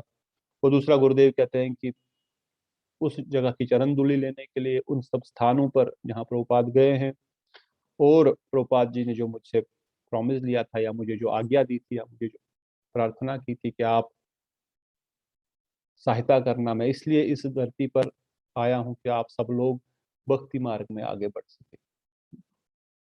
तो गुरुदेव ने उन के अंतिम समय में भी, अंतिम समय में भी गुरुदेव जब प्रभुपाद जी धराधाम से जा रहे थे, श्री भक्तिदान भागवत महाराज कह रहे थे कैसे जब उनके सामने अंतिम समय में प्रभुपाद जी के सामने वो उनका सर का मसाज कर रहे थे उनको, तो उस समय गुरुदेव को कई बार बुलाते थे प्रभुपाद जी, और गुरुदेव खुद भी आते थे उनसे मिलने के लिए। तो उन्होंने खुद साक्षात देखा कि गुरुदेव बोलते देखो प्रभुपाद जी कैसे रासलीला में भी प्रवेश कर रहे हैं। तो उन्होंने दिखाया उनको प्रभुपाद जी के पोजेस, भागवत महाराज खुद कहते हैं मैं, क्योंकि मैं प्रभुपाद जी के सर के मसाज, तो उन्होंने मुझे कपड़ा उठा के देखो प्रभुपाद जी का किस प्रकार का पोज है, कैसे उनके हाथ है, कैसे उनके पैर है, कैसे उनकी भंगिमा है, जहाँ पर लेटे हुए हैं, और बाहरी दशा में वो कुछ भी नहीं बोल रहे हो, आंतरिक दशा में जा चुके हैं, बाहर से कोई उनकी आवाज नहीं। और कहा कि कैसे प्रभुपाद जी भी रास नृत्य में प्रवेश कर रहे हैं। और वो क्या भागवत महाराज कहते फिर जब प्रभुपाद जी बाहरी दशा में आए कुछ समय बाद, तो वो बोलते आए वाज विद कृष्णा, मैं कृष्ण के साथ था।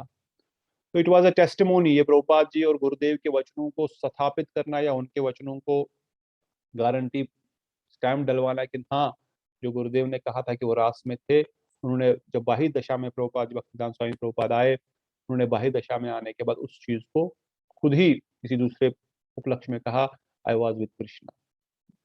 तो कौन इस चीज को देख सकता है, कौन इस चीज को समझ सकता है? Gurudev always to say everything is in the books, इन पुस्तकों में सब कुछ है, हमारे आचार्यों ने सब कुछ दिया है, परंतु it is locked with the key, ये एक चाबी इसके लिए चाहिए, बक्से में बंद है, इस बक्से की चाबी कौन खोलेगा? प्रभुपाद जी ने पुस्तकों में कथाओं में सब कुछ दिया, पर ये आप तक कौन पहुंचाएगा? इन सब विचारों को आप तक लाने वाला कौन है? जो प्रभुपाद जी को जानता है, जो प्रभुपाद जी का सही रिप्रेजेंटेटिव है, जो प्रभुपाद जी के मनोभिष्ट को समझता है, जो रूप गोस्वामी के मनोभिष्ट को समझता है, जो महाप्रभु के मनोभिष्ट को समझता है। हम सब लोग एक ही, हम सब रूपानुग वैष्णव है, हम सब रूपानुग विचारधारा है, हम सब महाप्रभु के अनुयायी है, हमारा कोई अलग से कोई सेक्ट नहीं है, हम कोई अलग से संप्रदाय स्थापित नहीं कर रहे हैं, हम एक ही संप्रदाय है, हम सब एक ही विचारधारा को फॉलो करते हैं। पर ये विचारधारा सही तूर से लाने वाला कौन है? किसके पास ये चाबी है इस खजाने की? इस चाबी की खजानी उन वैष्णवों के पास है जिन्होंने उन गुरु वैष्णवों की सेवा की, उनके अनुगति में पूरा जीवन दिया। तो गुरुदेव कहते हैं मैं उस चीज को आप सब तक को देने के लिए इस धरती पर आया, मैं उस चीज को देने के लिए विशेष कर नो प्रभुपाद जी ने अंत में उनको कहा कि आप मेरी समाधि देना, आप भक्तिदान चारों महाराज को सहायता करना। और आप देखेंगे प्रभुपाद जी का चित्र यहाँ पर है, प्रभुपाद जी का जो भक्तिदान स्वामी महाराज का जो अंतिम लीला है उनका वीडियो है, वहाँ पे गुरुदेव ही समाधि मंदिर में सारा कार्य कर रहे हैं, बाकी सन्यासी भक्त लोग भी है, क्योंकि भक्तिदान स्वामी प्रभुपाद जानते थे कि ये नए हैं, इतना नहीं जानते हैं समाधि विधि क्या है कैसे। विशेषकर गुरुदेव को एम्पावर करना, गुरुदेव तो वैसे परम भक्त है, पर उनको ये दिखाना कि भाई, कई बार सुनते हैं कि किस प्रकार से बड़ा पुत्र ही पिता का जो है अंतिम संस्कार करता है, उसी प्रकार वैष्णव विधि में भी बड़ा पुत्र को ही बुलाया जाता है। तो विशेष उनको बड़े पुत्र के रूप में सम्मान, उनके बड़े पुत्र के रूप में समझने प्रभुपाद जी को भी प्रभुपाद जी ने उनको बुलाया, समाधि स्थान उन्होंने ही तैयार किया। फिर प्रथम अभिषेक प्रभुपाद जी का श्री विग्रह का, गुरुदेव आप देख सकते हैं यहाँ पर पॉइंटर से ना, गुरुदेव यहाँ पर खड़े हैं, उनका अभिषेक कर रहे हैं हमारे गुरुदेव श्री भक्तिवेदांत नारायण गोसाई महाराज। इस पिक्चर में यहाँ पर उनका अभिषेक किए और उससे पहले तो उनको परिक्रमा कराए वृंदावन की। और विशेष रूप से न केवल प्रभुपाद जी के उस समय में, फिर प्रभुपाद जी के बहुत सारे भक्त उनके शिष्य गुरुदेव से सीखने भी आते थे, उनसे कई विषयों पर, विशेषकर कमाल कृष्ण महाराज और बाकी सब सन्यासीगण गुरुदेव से जो डीप, जो हायर टॉपिक्स है भक्ति रस के, भक्ति सिद्धांत के, उन सब विषयों के ऊपर चर्चा करने आते थे। कई बार संस्था को भी न केवल नॉट ओनली एक्सटर्नली सपोर्टिंग, न केवल सिद्धांतिक दृष्टिकोण से उनको सहायता करना, इवन बाहरी दृष्टिकोण से भी गुरुदेव ने पूरा जीवन प्रभुपाद और इस्कॉन मिशन को, संस्था को भी सहायता किया। जब भक्तिवेदांत स्वामी प्रभुपाद जी के पुत्रों ने विशेष रूप से कहा कि प्रभुपाद एक वैश्य है, एक बिजनेसमैन है, उन्होंने जो भी कार्य किया, जितना भी एम्पायर खड़ा किया 400 करोड़ का, ये तो एक बिजनेस एस्टेब्लिशमेंट है, इस सब के हकदार हम है, ये सब हमारे लिए है, ये कोई संस्था नहीं ले सकती, इसका जो हम रिप्रेजेंटेटिव है या इसका जो वारिस है वो लोग हम लोग हैं, ये सब हमको मिलेगा।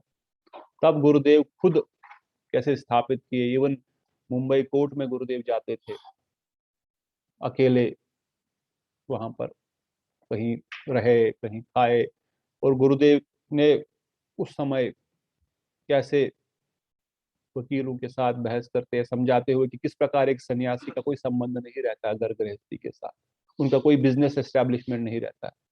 तो बहुत अच्छे से 2-3 बार, न एक बार नहीं कई बार उनको जाना पड़ा इस कोर्ट केस के लिए, और गुरुदेव जाते थे।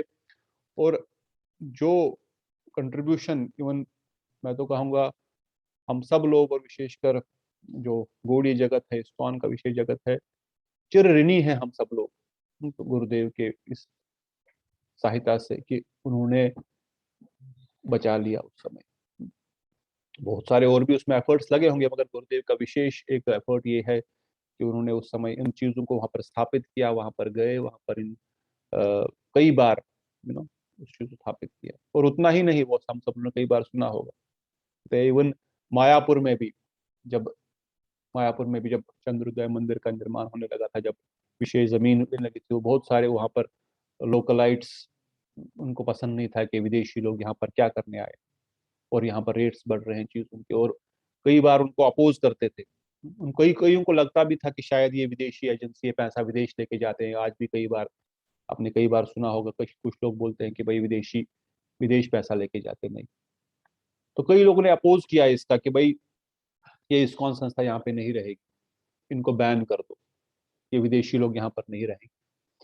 तब गुरुदेव अगेन, वो सब लोग गुरुदेव से मिलने आए, गुरुदेव से प्रार्थना की आप कुछ कीजिए। कहते गुरुदेव ने उस समय सभी गौड़िया मठों से मिल करके वहां पर फिर मजिस्ट्रेट कमिश्नर से मिलने गए, और उनको समझाया कि ये हम सब एक संस्था है, ये कोई अलग नहीं है, कोई विदेशी संस्था नहीं है, ये हमारा गौड़ीय वैष्णव संप्रदाय एक संप्रदाय है।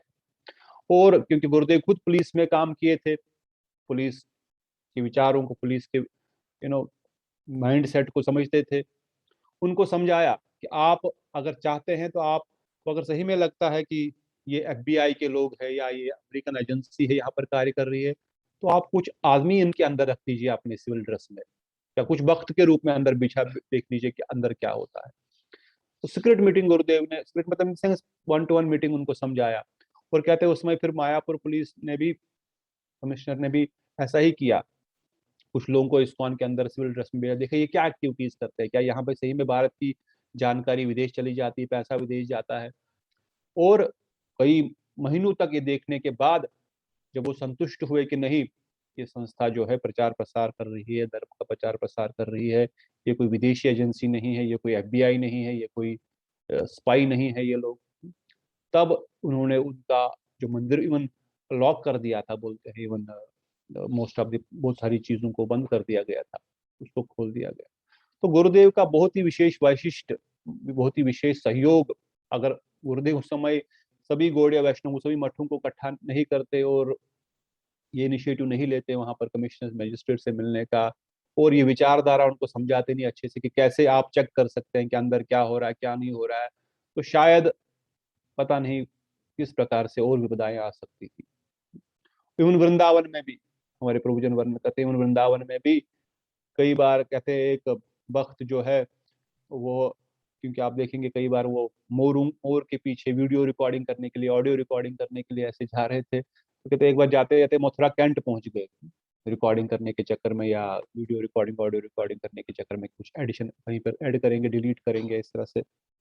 और जब पहुंचे मथुरा कैंट, आप जानते हैं कि किस प्रकार से वो पुलिस का एरिया, आर्मी का एरिया है, और वो विदेशी भक्त पकड़े गए, पकड़ के उनको जेल में डाला गया। फिर से बहुत सारे भक्तगण गुरुदेव के पास है, क्योंकि गुरुदेव मथुरा में बड़े प्रोमिनेंट है, गुरुदेव को सब लोग मथुरा में जानते थे। गुरुदेव पहला मठ हमारा केशव जी गौड़िया मठ मथुरा में ही बना, तो आप सहायता प्लीज कीजिए। तो कहते उस समय जब पकड़े गए, उनको सही में लगा ये रिकॉर्डिंग कर रहे हैं, कैंट एरिया में रिकॉर्डिंग कर रहे हैं, हमारी आर्मी की कुछ खबरें ले रहे हैं, तो सही में ये तो कुछ एजेंसी यहाँ पर है, भले ही ये बोल रहे हैं कि नहीं है नहीं है, पर कहीं कहीं ना कहीं अमेरिका का कुछ सिस्टम यहाँ पे चल रहा है। तब फिर से गुरुदेव ने मथुरा वासियों को साथ लेकर के वहां पर अपना जो भी उनका कॉन्टैक्ट्स थे उनको लगा करके, इवन उस समय इवन कहते हैं कि अपना जो कृष्ण बलराम मंदिर पे लॉक लगा दिया। तो ये तो कुछ कुछ चीजें जो हम जानते हैं एक्सटर्नली, जहां गुरुदेव ने बहुत अधिक सहयोग किया, विशेषकर इस्कॉन संस्था का। हम लोग गुरुदेव के मनोविष्ट को, आंतरिक विचारधाराओं को समझते हैं। शाखा दीदी भी समझाते कि ऐसे गुरुदेव बहुत स्ट्रिक्ट थे, विशेषकर अपने इनिशियल पीरियड में शिष्यों के साथ बहुत कड़क।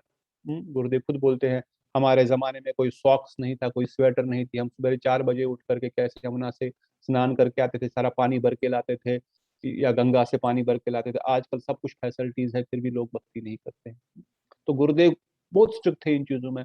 तो एक विचार उनके मनोविष्ट का, जो वो चीज इस धरती में प्रधान, हम सबको प्रदान करने के लिए आए, और दूसरी ओर से आप देखिए एक्सटर्नली भी किस प्रकार से वो मिशन की सेवा कर रहे हैं, न केवल बाहरी लोगों के, बल्कि वो किस प्रकार से उन्होंने दूसरी संस्थाओं के भक्तों को, हमने कल भी आपने सुना होगा, किस परसों भी आपने सुना होगा, किस प्रकार से अलग अलग संस्थाओं से भक्त लोग आए, अलग अलग संस्थाओं से गुरुदेव से सीखने के लिए, कथा बोलने के लिए भक्त लोग आते थे, और गुरुदेव सबको सिखाते थे। गुरुदेव सबको बिना किसी भेदभाव के उस विचार में प्रविष्ट कराना, और फिर बाहरी दृष्टिकोण से कुकिंग कैसे करनी है, कीर्तन कैसे करना है, प्रचार कैसे करना है, तो ये कार्य भी साथ साथ, और आंतरिक श्रद्धा, जिसको महाप्रभु कहते हैं बाहरे कर लोक अंतरे निष्ठा, बाहरे कर लोक व्यवहार। अंदर से आप निष्ठित रूप से भक्ति करें, अंदर से आप भक्ति में पूर्ण निष्ठा रखें, भक्ति मार्ग में अपने मन मानसिक रूप से, हम जिस चीज को स्थापित करने के लिए सचिनंदन गौरहरि आए, रूप गोस्वामी पाद देने आए, उसको अपने हृदय का मनोविष्ट बना लीजिए। और बाहर से आपको लोक व्यवहार और जो प्रचार कार्य है, विशेषकर जो व्यवहार है और प्रचार कार्य है, उसको भी आपको साथ साथ करते रहना। तो गुरुदेव ने दोनों चीजों को कैसे साथ साथ चलाया और करके दिखाया। कई बार हमारे गुरुभाई मजाक में ही बोलते थे, गुरुदेव गुरुदेव आपने अपने गुरुभाई अपने शिष्यों के लिए कुछ नहीं, आप तो बाकियों के, बाकी सन्यासियों के, बाकी प्रभुपाद जी के शिष्यों के लिए ही सब कुछ, इवन मंदिर भी जो है या प्रॉपर्टी भी है, जो भी मठ मंदिर भी है, और सबको सिखाते रहते हैं। आप तो सबको सब कुछ सिखाते रहते, सबको सब कुछ दे रहे हैं, बाहर दूसरे के शिष्यों को ही सब कुछ दे रहे हैं।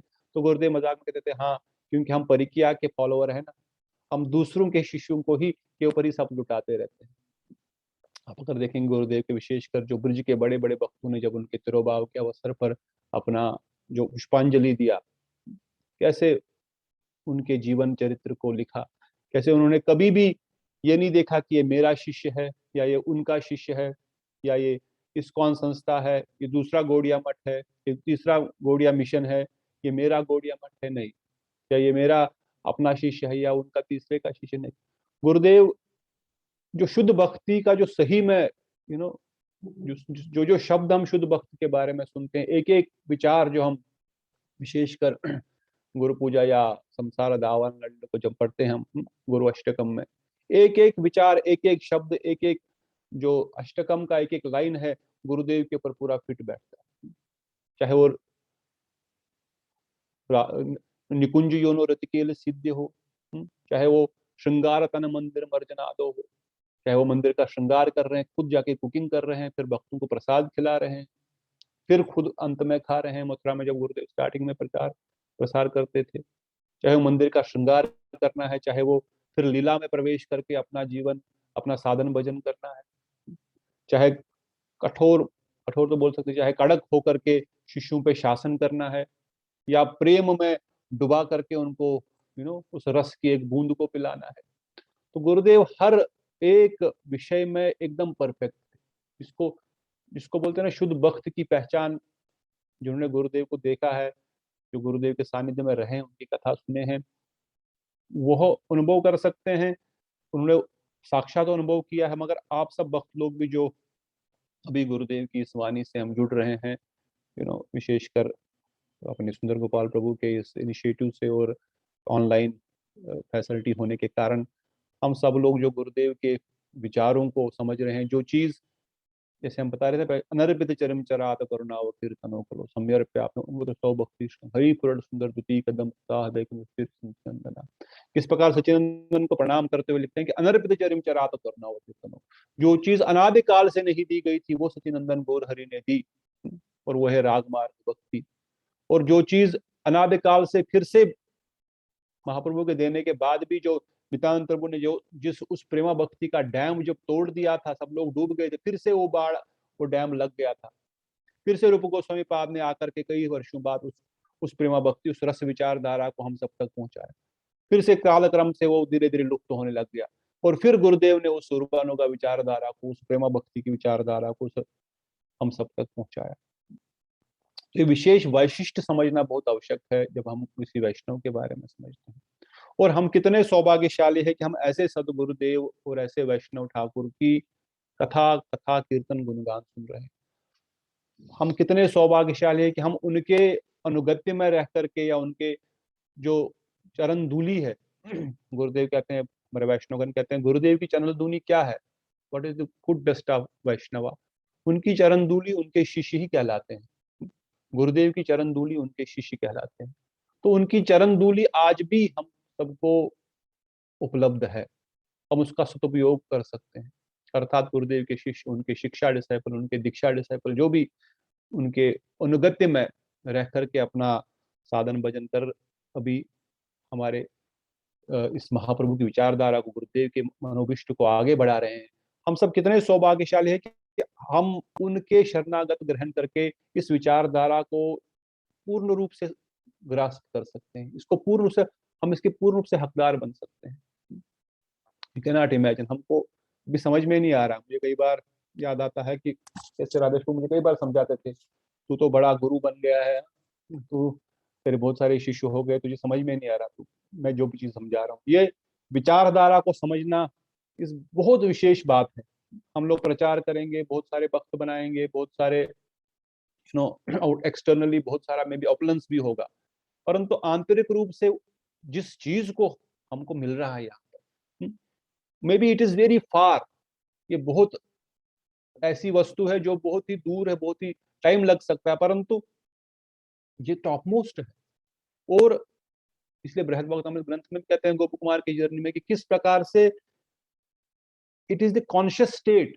आप मानसिक रूप से भी अगर इन भौतिक संसार के प्रलोभनों को छोड़ देंगे, स्वर्ग के प्रलोभन को छोड़ देंगे, ब्रह्म पदवी को छोड़ देंगे, इवन कैलाश, इवन वैकुंठ को भी छोड़ करके राधा दास्यम की ओर जब हम आगे बढ़ेंगे, इवन मानसिक रूप में भी ये बात स्थापित होना, हमारे हृदय में इसका विश्वास, दृढ़ विश्वास होना ही एक प्रकार से हमको इस सारे रेल्म से हमको पार कर रहा है।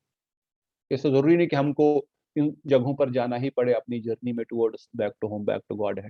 ऐसा जरूरी नहीं है, क्योंकि हम मानसिक रूप से अगर इन चीजों को त्याग रहे हैं और हम अगर इस चीज को स्थापित करके समझ रहे हैं, इसलिए गुरुदेव वर्णन करते बार बार बताते थे कि ये जो राग मार्ग की भक्ति है, इसकी क्वालिफिकेशन है डिजायर। इसलिए रूप गोस्वामी भी वर्णन करते हैं अपने भक्तनाथ सिंधु में, लोल्यम तत्रपि एकल्य मूल्य। इसके लिए और कोई क्वालिफिकेशन नहीं है। कृष्ण भक्ति रस पायता क्रेतामति तत्रो विलभ्यते, लोल्यम तत्रपि एकल्य मूल्यम जन्म कोटि स्फूर्ति न लभ्यते। अगर ये कृष्ण भक्ति है, रसमयी भक्ति है, रागमयी भक्ति कोई व्यक्ति चाहता है, तो इसकी क्वालिफिकेशन है कि you should have Dzire, I want this भक्ति, मुझे ये भक्ति चाहिए, मुझे ये भक्ति करनी है, मुझे नहीं पता ये कैसे है, मेरे पास कोई योग्यता नहीं है, मेरे पास कोई गुण नहीं है, कुछ भी नहीं है मेरे पास, मगर फिर भी मैं राधा दास्यम चाहता हूँ, मैं चाहती हूँ। ये लोलम अगर हमारे हृदय में आ गया, तो ये डिजायर अगर हमारे, ये ग्रीड अगर हमारे हृदय में आ गई, तो यही इसकी क्वालिफिकेशन है। पर ये डिजायर आएगी कहाँ से, ये डिजायर आएगी कैसे? जब तक हम ऐसे शुद्ध वैष्णवों के मुखारविंद से ऐसी कथा नहीं सुनेंगे, जब तक इन विचारों में हम प्रविष्ट नहीं होंगे जो महाप्रभु सच्चिदानंद गौर हरि देने आए, जब रूप गोस्वामी देने आए, जब तक गुरुदेव इस विचार को हम तक नहीं पहुंचाते, इस विचारधारा को, इस वैशिष्ट को हम तक नहीं, हमको नहीं समझाते, हमको भी, मुझे भी लगता था पहले बहुत अच्छा है, 100 रुपये मुक्ति तो बहुत बढ़िया चीज है, चतुर्भुज नारायण के रूप में बैठो, आपकी भी 4 भुजाएं आएंगी, आप भी नारायण बन जाएंगे, आपको अलग से भगवान का वैकुंठ रूप मिल जाएगा, सभी सेवा करेंगे, तो बढ़िया चीज है, इसमें क्या बुरा है, तो अच्छा है, भगवान ने बोला 100 रुपये मुक्ति, कोई गलत गलत बात नहीं है। परंतु गुरुदेव से मिलने के बाद, गुरुदेव से कथा सुनने के बाद, गुरुदेव का अनुगत लेने के बाद, तब जाकर के पता लगा कि ये राधा दास्यम की वैशिष्ट क्या है, कि राधा दास्यम का वैशिष्ट क्या है, ये कृष्ण प्रेम जिसको हम प्राप्त करना चाहिए, ये कृष्ण प्रेम की हम क्यों तलाश कर रहे हैं? कृष्ण की तलाश नहीं कर रहे, हम कृष्ण प्रेम को ढूंढ रहे हैं, हमको चाहिए कृष्ण प्रेम, हमको भगवान नहीं, कृष्ण नहीं चाहिए, हमको राधा दास्यम चाहिए, हमको राधा रानी के मंजरी स्वरूप में सेवा चाहिए। उसकी वैशिष्टता क्या है, इसकी विशेषता क्या है, ये कौन समझाने वाले थे? ये गुरुदेव समझाने वाले। तो गुरुदेव ने इन सब वस्तुओं को हम तक प्रदान किया। गुरुदेव ने विशेष रूप से जो संबंध के बारे में हमने विशेष बात किया, संस्थाओं, अलग गौड़िया मठों से या इस्कॉन के साथ जो संबंध था, जिसके लिए उन्होंने पूरा जीवन दिया, जिसको हमने अभी थोड़ा सा वर्णन किया, तो हम सब लोग उनके चिर ऋणी है, जीवन भर हम उनके आभारी है। ऐसे तो मैं बस 2-3 एपिसोड बताया आपको, मायापुर का या वृंदावन का या मुंबई में जो केसेस हुए या जिनके लिए गुरुदेव लड़े। गुरुदेव ने पूरा जीवन देखा जाए तो बाकी सब भक्तों के लिए ही दिया। जब गुरुदेव के साथ कई लोगों ने व्यवहार भी ठीक नहीं किया कि भाई ये तो कई लोगों को लगा कि शायद हमारे शिष्यों को लेके जा रहे हैं या कुछ कर रहे हैं, इस प्रकार से दे फेल्ट थ्रेट। पर गुरुदेव ने कभी किसी का ये नहीं कहा कि भाई, गुरुदेव हमेशा कहे ये मेरे पुत्र है, सब लोग मेरे अपने हैं, कोई गलत नहीं, सब लोग ठीक है, जो भी है ठीक है। इवन प्रभुपाद जी, कई बार प्रभुपाद जी जब अंतिम समारोह पर गुरुदेव को बोले मुझे क्षमा कर देना, मैंने कई बार कथाओं में शायद बोला होगा कि भाई आप लोग जो है गौड़िया मठ का संग अधिक नहीं करना, परंतु क्योंकि मैं नहीं जानता था ये कहीं कंफ्यूजन में न पड़ जाए कि क्या करना चाहिए क्या नहीं करना चाहिए, इसलिए मैं ये सब बोला। गुरुदेव बोले इसमें कोई गलत बात नहीं, आपने समय काल परिस्थिति के अनुसार जो कहा वो सही कहा। हो सकता था कंफ्यूजन में पड़ जाए कि भाई ये सब ठीक है कि वो सब ठीक है, क्या ठीक नहीं है, इसमें कोई आप क्षमा मत मांगिए, आपने समय काल परिस्थिति का अनुभव ठीक, आप अभी अपने भजन में ध्यान दीजिए, आप अपनी भगवान की लीला में ध्यान दीजिए। गुरुदेव खुद उनके सामने श्री रूप मंजरी पद इस प्रकार का भजन उनको सुनाते थे और गुरुदेव का हाथ पकड़ करके उनको बड़ा प्रेम से उनका स्नेह करते थे कि किस प्रकार से आप चिंतित मत रहो, अंतिम समय में आप निरंतर जीवन भर आपने पूरे अपने गुरुदेव के मिशन को आगे बढ़ाने के लिए जो कार्य किया, आपने बहुत विशेष कार्य किया। तो उस प्रकार से गुरुदेव ने निरंतर, चाहे कोई उनको क्रिटिसाइज भी किया कि भाई ये ऐसा प्रचार कर रहे हैं, कई बार तो कई वक्त बोलते थे ये तो हम इसके योग्य ही नहीं है, जब सरस्वती ठाकुर प्रभुपाद ने इस विचार को इतना ओपनली नहीं बोला, बाकी गौड़ीय वैष्णवाचार्य नहीं बोल रहे हैं, तो गुरुदेव क्यों बोल रहे हैं? तो गुरुदेव कहते थे अगर इस विचारधारा को हम नहीं देंगे तो ये लुप्त हो जाएगी। जो योग्य व्यक्ति होंगे, जो क्वालिफाइड व्यक्ति होंगे, वो इसको सुनेंगे, हृदय में धारण करेंगे और पारण करेंगे। जो नहीं होगा योग्य व्यक्ति, वो सुनेगा ही नहीं, और सुनेगा तो इस पे ध्यान नहीं देगा।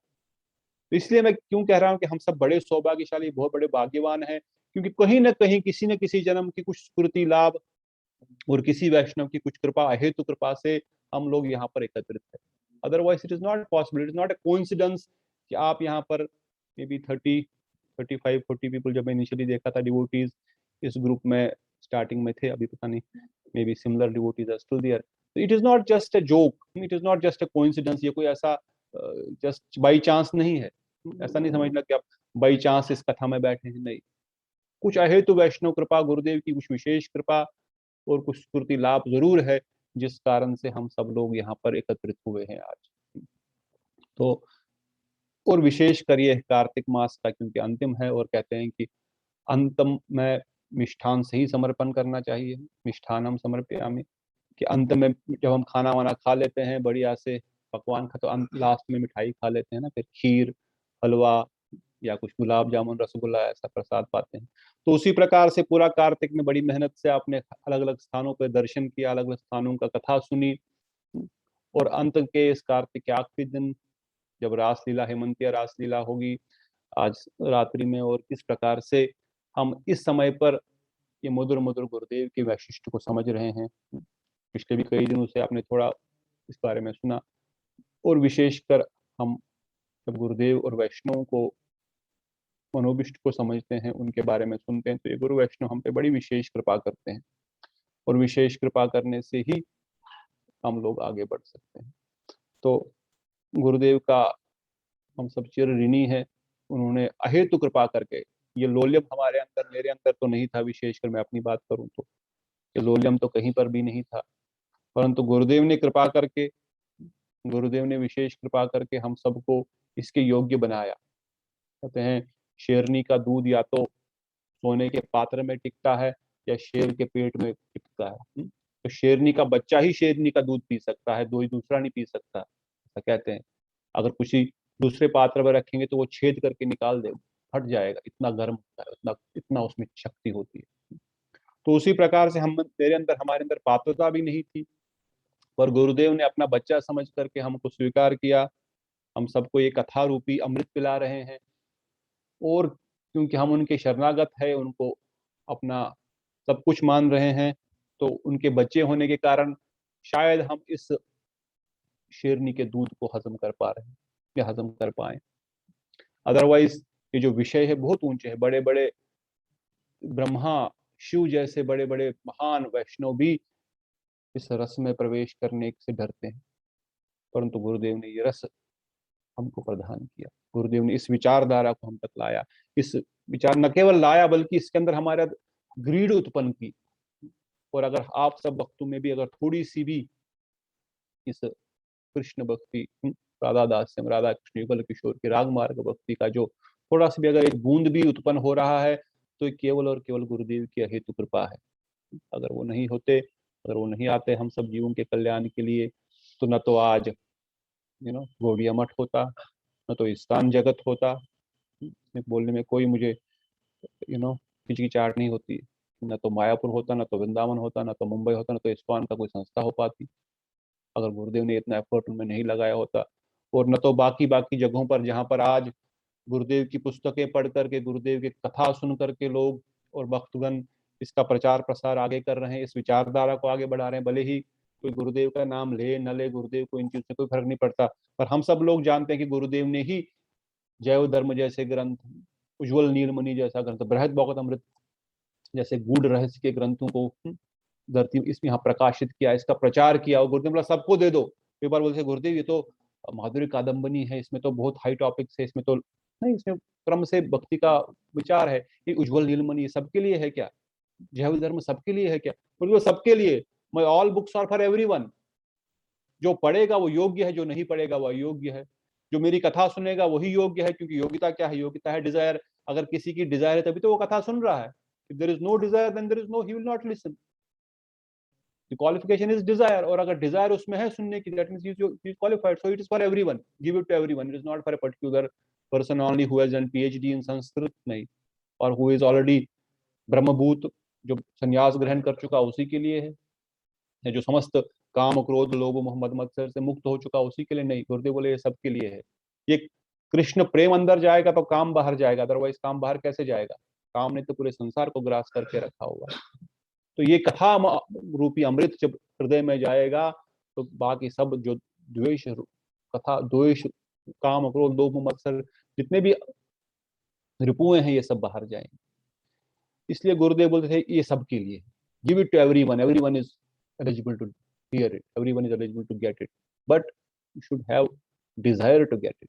अगर आपके पास ऐसी अभिलाषा है तो आप सब लोग इसको प्राप्त कर सकते हैं। तो ये गुरुदेव का विशेष वैशिष्ट्य है। हम सब उनके चरणों में आज कार्तिक पूर्णिमा को बार बार प्रणाम करते हैं कि वो धरती पर आए, हम सब पर कृपा की, हम उनके सानिध्य में उनके साथ रहने के बाद भी कई कई वर्षों तक उनकी विशेषता को ठीक से समझ नहीं पाए, परंतु जैसे तैसे थोड़ा बहुत जो हमको वो समझा रहे हैं। हम तो उनका गुणगान नहीं कर सकते, पहले ही बोले, हम सूर्य के सामने, सूर्य को कौन गुणगान कर, सूर्य के सामने दिया दिखाने का क्या लाभ, परंतु अपनी वाणी को शुद्ध करने के लिए हम सब उनके इस जो रस के भंडारी, जो रसाचार्य कहलाए, जो रस के आचार्य है, विश्वनाथ ठाकुर पाद के परम प्रिय है, उन्होंने इस विचारधारा को हम तक पहुंचाया। हम इस एक बूंद भी अगर इस हृदय में धारण कर पाए तो समझो ये जीवन सफल हो गया। अगर हमारे अंदर डिजायर भी इतनी उत्पन्न हो जाए कि हमको राग मार्ग भक्ति करनी है और एक कदम उस पर चलें,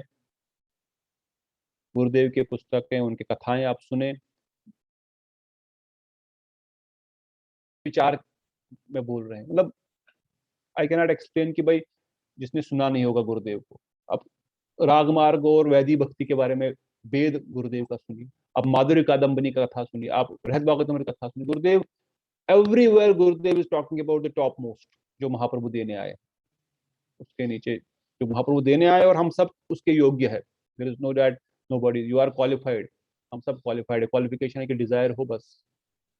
तो गुरुदेव के चरणों में यही प्रार्थना है कि हम सब लोग इस चीज को प्राप्त कर सके, इस चीज को समझ सके, और आप सब लोग भी बड़े सौभाग्यशाली, हम सब बड़े सौभाग्यशाली है कि हम ये सब कथा सुन रहे हैं। तो इन्हीं वचनों से मैं जानता हूँ समय ऑलरेडी 1.5 घंटा हो गया होगा, वाणी को विराम देता हूँ। अगर किसी का कोई प्रश्न है या कोई वक्त कुछ और ऐड करना चाहते हैं जो मैं किसी कारण से अगर नहीं बोल पाया हूँ, तो आप may be whoever is host can unmute everyone if you want, अगर कोई प्रश्न करना चाहते हैं कुछ या बोलना चाहते हैं। I don't know if I have the authority to unmute, या आप चैट पे भी लिख सकते हैं। ओके,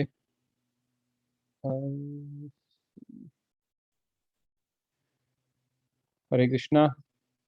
विशाखा दीदी या कोई है जो कुछ बोलना चाहते हैं? समर्थ प्रभु कुछ बोल रहे हैं? मुझे गुरु प्राप्त कैसे होगा? अभी तो जल्दी सेवा में भी प्रॉब्लम। गुरु प्राप्त करने के लिए हमको प्रार्थना करनी है। कहते हैं गुरुदेव जो है चित्त गुरु के रूप में हृदय में विराजमान है। जो चेत गुरु हमारे हृदय में विराजमान होते हैं, वही चेत गुरु जो है साक्षात रूप में सदगुरु के रूप में प्रकट होते हैं।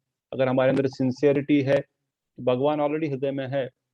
गीता में भी आपने सुना होगा, एक आत्मा है, एक परमात्मा के रूप में विराजमान है। वो सब कुछ देख रहा है, सब कुछ सुन रहा है। अगर सही में हमारे अंदर डिजायर है, हम सदगुरु की तलाश कर रहे हैं, तो वो हमारे सामने जरूर उनको भेजेंगे। ये कथा रूपी अमृत को पान करना ही बहुत बड़ी विशेषता मैं बोलूंगा। इस कथा को सुनना ही समझो पात्रता आगे बढ़ रही है, गाड़ी आगे चल रही है। सो अल्टीमेटली जैसे मैंने बताया, गुरु जी की चरण धूलि, गुरु जी के कई सारे परम प्रिय भक्त उनके सेम जो गुरुदेव की विचारधारा थी उसको आगे बढ़ा रहे हैं। तो उनमें से भक्त लोग गुरुदेव का उनका संग कर सकते हैं। कल भी शक्ति दिखा रही थी श्रीधर महाराज जी और बाकी सब सन्यासीगण, कैसे वो गुरुदेव प्रेमानंद प्रभु जी कैसे गुरुदेव के मनोविष्टु को आगे बढ़ा रहे हैं। तो हम उनके संग में रह करके भक्ति को आगे बढ़ा सकते हैं, और जहां फिर हमारा मन जुड़ जाए उनसे सदगुरु को स्वीकार कर सकते हैं। गौड़िया शब्द से अर्थ आता है गौरी। गौड़िया विशेषकर गौड़ देश, बंगाल देश में रहने वालों को भी गौड़िया कहते हैं। विशेषकर गौड़िया शब्द आया, प्रश्न है गौड़िया शब्द क्या है? गौड़िया शब्द आया गौरी से। गौरी अर्थात राधा रानी। राधा रानी का भी एक नाम गौरी है, पार्वती का नाम भी गौरी है। विशेषकर जो ओरिजिनल गौरी है वो है राधा रानी। इसलिए गौरी शब्द, जो गौरी के फॉलोवर है, जो शक्ति के फॉलोवर है, जो राधा रानी के फॉलोवर है, उनको बोलते हैं गौड़ी। गौरी गौरी गौरी से फिर गौरिया से गौड़िया शब्द बना। तो गौड़ी शब्द अर्थात गौरी के फॉलोवर, अर्थात राधा रानी के फॉलोवर, अर्थात राधा रानी को ही जो अपना अभिष्ट मानते हैं, उनकी जो मंजरी रूप में सेवा करते हैं, वही गौड़ी वैष्णव कहलाते हैं। और वही महाप्रभु सच्चिदानंद गौर हरि प्रचार किए, इसलिए उसको हम बोलते हैं हम सब गौड़ीय वैष्णव। एंड गौड़ीय मठ मतलब, जो मठ is nothing but an training centre. हमारे परम पूज्य श्रील भक्ति विज्ञान भारती को वर्णन करते थे, मठ और मंदिर में क्या अंतर है। मंदिर में आप लोग जाते हैं, हम लोग जाते हैं, प्रणाम करते हैं, 10 रुपए चढ़ाते हैं, 5 रुपए चढ़ाते हैं, आशीर्वाद प्रसाद लेके चले आते हैं। That is what temple is. पर मठ is where is a training centre. वहां पर भी विग्रह है, वहां पर भी प्रणाम करेंगे, वहां पर भी आशीर्वाद मिलेगा, प्रसाद मिलेगा, मगर वहां पर विशेष प्रसाद जो मिलता है वो प्रसाद है कथा रूपी प्रसाद। वहां पर कथा रूपी प्रसाद मिलता है, वहां पर ट्रेनिंग मिलती है, भक्ति कैसे आगे बढ़ती जाती है। अभी 1 महीने से आप लोग की कथा सुन रहे हैं, इस स्थान की, उस स्थान की, किस लिए? It is not a entertainment source. आप जावट गए, बरसाना गए, नंदगांव गए, कथा के माध्यम से आपने सुना और अच्छा लगा कथा सुनने से, but it is not just it is an इसमें प्रविष्ट करना कि उन लीलाओं में भगवान ने क्या क्या लीलाएं की, उन लीलाओं के प्रति हम आकर्षित होकर के भगवत भक्ति शुरू करें। तो ये एक ट्रेनिंग सेंटर है जहां पर भक्तों को सिखाया जाता है भक्ति कैसे की जाए। उसको बोलते हैं मठ। मठ शब्द से अर्थ है तो गौड़िया मठ, अर्थात जहां पर राधा रानी की, जहां गौरी की सेवा, जहां पर राधा रानी की सेवा का विशिष्ट महत्व समझाया जाता, विशिष्ट प्रोसेस बताया जाता कैसे उनकी सेवा की जाए, उसी को गौड़िया मठ कहलाते हैं। गौड़िया मठ का विशेष अर्थ है। श्रीला का क्या मतलब है?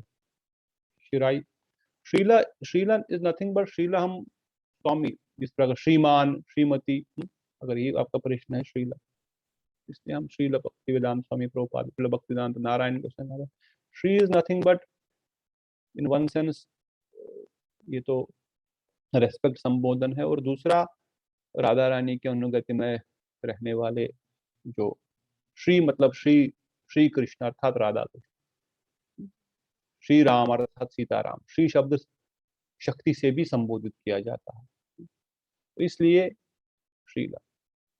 और विशेषकर हमारे गौड़ीय वैष्णव संप्रदाय में तो हम लोग पहले बताए हम शक्ति के फॉलोअर हैं, हम राधा रानी के उपासक है, हम उनके अनुगत्य में भजन करते हैं। हाँ, हमारे उपास्य, हमारे जो हमारे जो हमारे अभिष्ट है, हम राधा रानी के अकेली भक्ति नहीं करते। We are not the independent followers of Radha Rani. Radha Rani Krishna के साथ, पर अमितो रक्ष राधिका पक्षपाती सदा। भक्तिनाथ ठाकुर कहते हैं अमितो राधिका पक्षपाती सदा आरण हरि बेता के।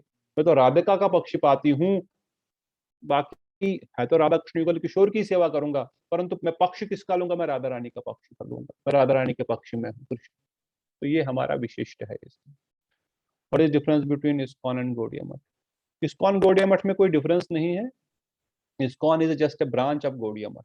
मतलब प्रभुपाद भक्ति सिद्धांत ठाकुर ने 64 गौड़िया मठ की स्थापना की, 64 गौड़िया मठों की स्थापना की पूरे भारतवर्ष में। उसमें से फिर जब उनके ब्रांचेस बने, उन्होंने उनके शिष्य आगे आगे प्रचार करने लगे, और अभी बहुत सारे गौड़िया मठ हमारे देश और विदेश में बने। उनमें से भी एक ब्रांच जो गौड़िया मठ से भक्तिवेदांत स्वामी प्रभुपाद निकले, जो उनको मैंने बताया भक्ति प्रज्ञान के ईश्वर गोस्वामी महाराज ने संन्यास दिया, वो विदेश जाकर के एक इंटरनेशनल सोसाइटी को स्थापन की जिसका नाम पड़ा international society for Krishna consciousness, अंतरराष्ट्रीय कृष्ण भावनामृत संघ। ये कृष्ण भावनामृत शब्द भी भक्ति रसामृत सिंधु ग्रंथ से आया। कृष्ण भावना अमृत, जिनकी भावनाओं में कृष्ण है, जिसकी भी भावना में कृष्ण है, वो इस्कॉन है। गुरुदेव बोलते आई एम इस्कॉन। कई बार गुरुदेव पूछते गुरुदेव इस्कॉन, हम जाए, बोले आई एम इस्कॉन, मैं इस्कॉन हूँ। जिसकी भावनाओं में कृष्ण है वही इस्कॉन है। और गौड़िया मठ जैसे मैंने बताया is a training centre. So ISKCON Gaudiya Math सिद्धांतिक दृष्टिकोण से कोई अंतर नहीं है, खाली इट इज वन ब्रांच जिसको इंटरनेशनली स्थापित किया गया and then preaching started over there. पर जो ओरिजिनल है इन वन सेंस, यहाँ पर पीएचडी साइंस की पढ़ाई होती है, वहां पर आपको बेसिक स्टैंडर्ड स्ट्रॉन्ग किए जाते हैं। Ultimately one must come to the PhD study of Bhakti Shastra. Should I unmute everyone? I think you can unmute, yes, if anyone want to ask other than reading. अगर किसी का और भी कोई प्रश्न है तो पूछ सकते हैं। I have no doubt, I have no issues. कोई कुछ और पूछना चाहें तो पूछ सकते हैं। ऑल्दो मैं समय जानता हूँ, समय हो गया है, बहुत लोग 1-1.5 घंटे से हैं, पर फिर भी अगर किसी की रुचि। हरे कृष्ण रवि प्रभु, बताइए।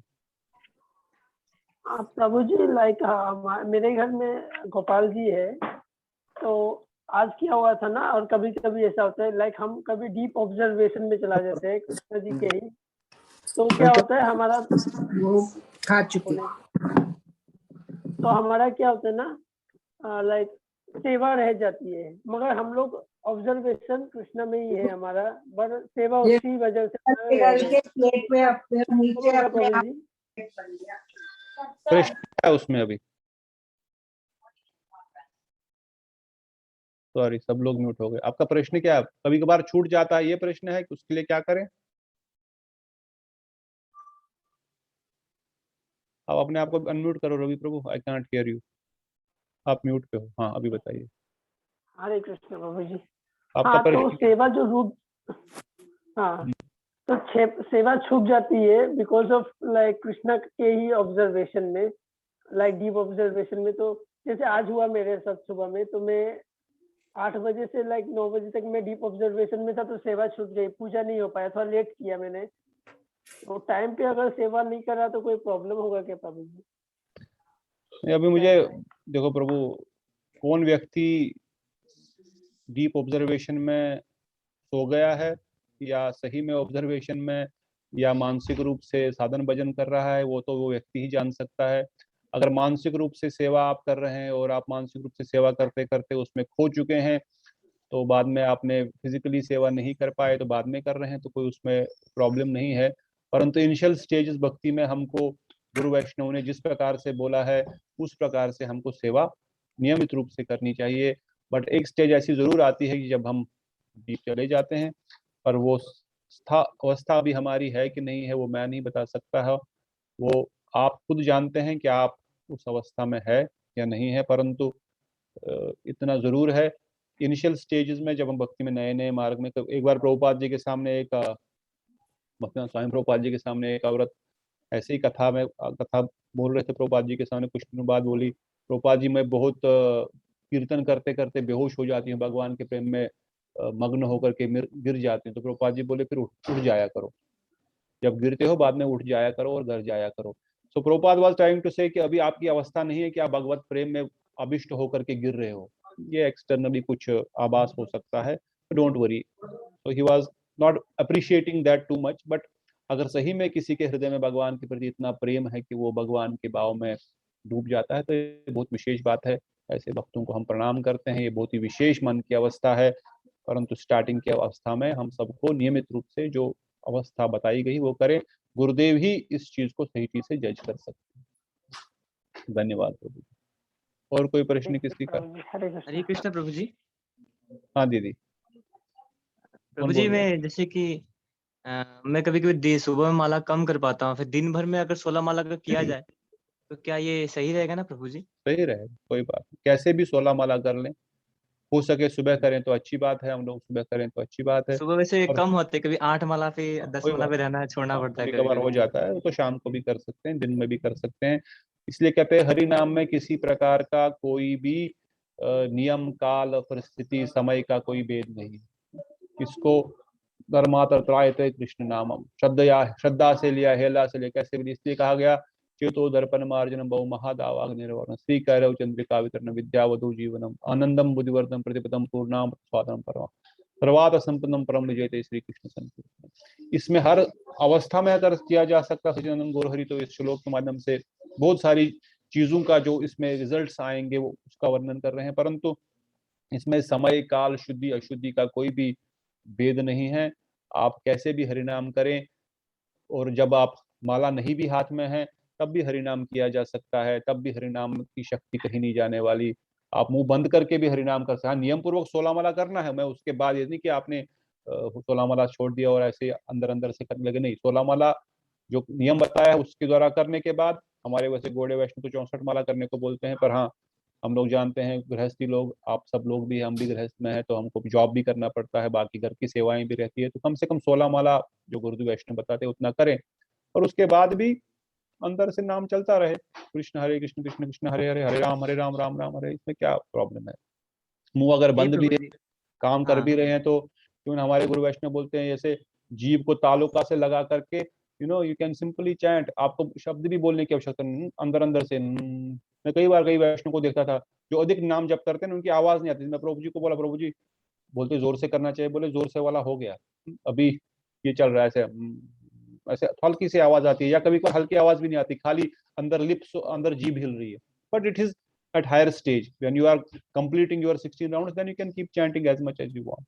उसमें कोई टेंशन नहीं है, कर सकते हैं सुबह शाम जब भी प्रभु जी आपको कई बार क्या होता है, बिजनेस में रहता हूँ, फिर कई कस्टमर भी, कई हो मुस्लिम भी जाता आते है, हैं, समझ में हिंदू भी आते हैं, तो पूछते रहते हैं क्या कर रहे हो हाथ में, तो मैं कोई बात कभी कभी झूठ भी बोलता हूँ, मैं कुछ नहीं, थोड़ा नहीं चोट नहीं लगी, एक्सरसाइज कर।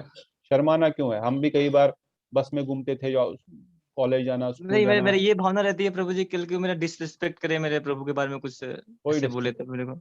आप अगर दृढ़ है, आपका विश्वास अगर अपने प्रभु में दृढ़ है, कहते हैं जब शादी की तो सिंदूर लगाने से क्या शर्माना, जी शादी प्रभु किया जी। तो सिंदूर लगाने से क्या शर्माना। हम भक्त है, हम we are proud of being Gaudiya Vaishnava, हम प्राउड, हमारे अंदर विशेष शक्ति है, वी आर वेरी, हमसे even we should not get pride. मगर भक्ति ठाकुर कहते हैं राधिका दासी यदि होय अभिमान शीघ्र मिले तब दोकुलतान।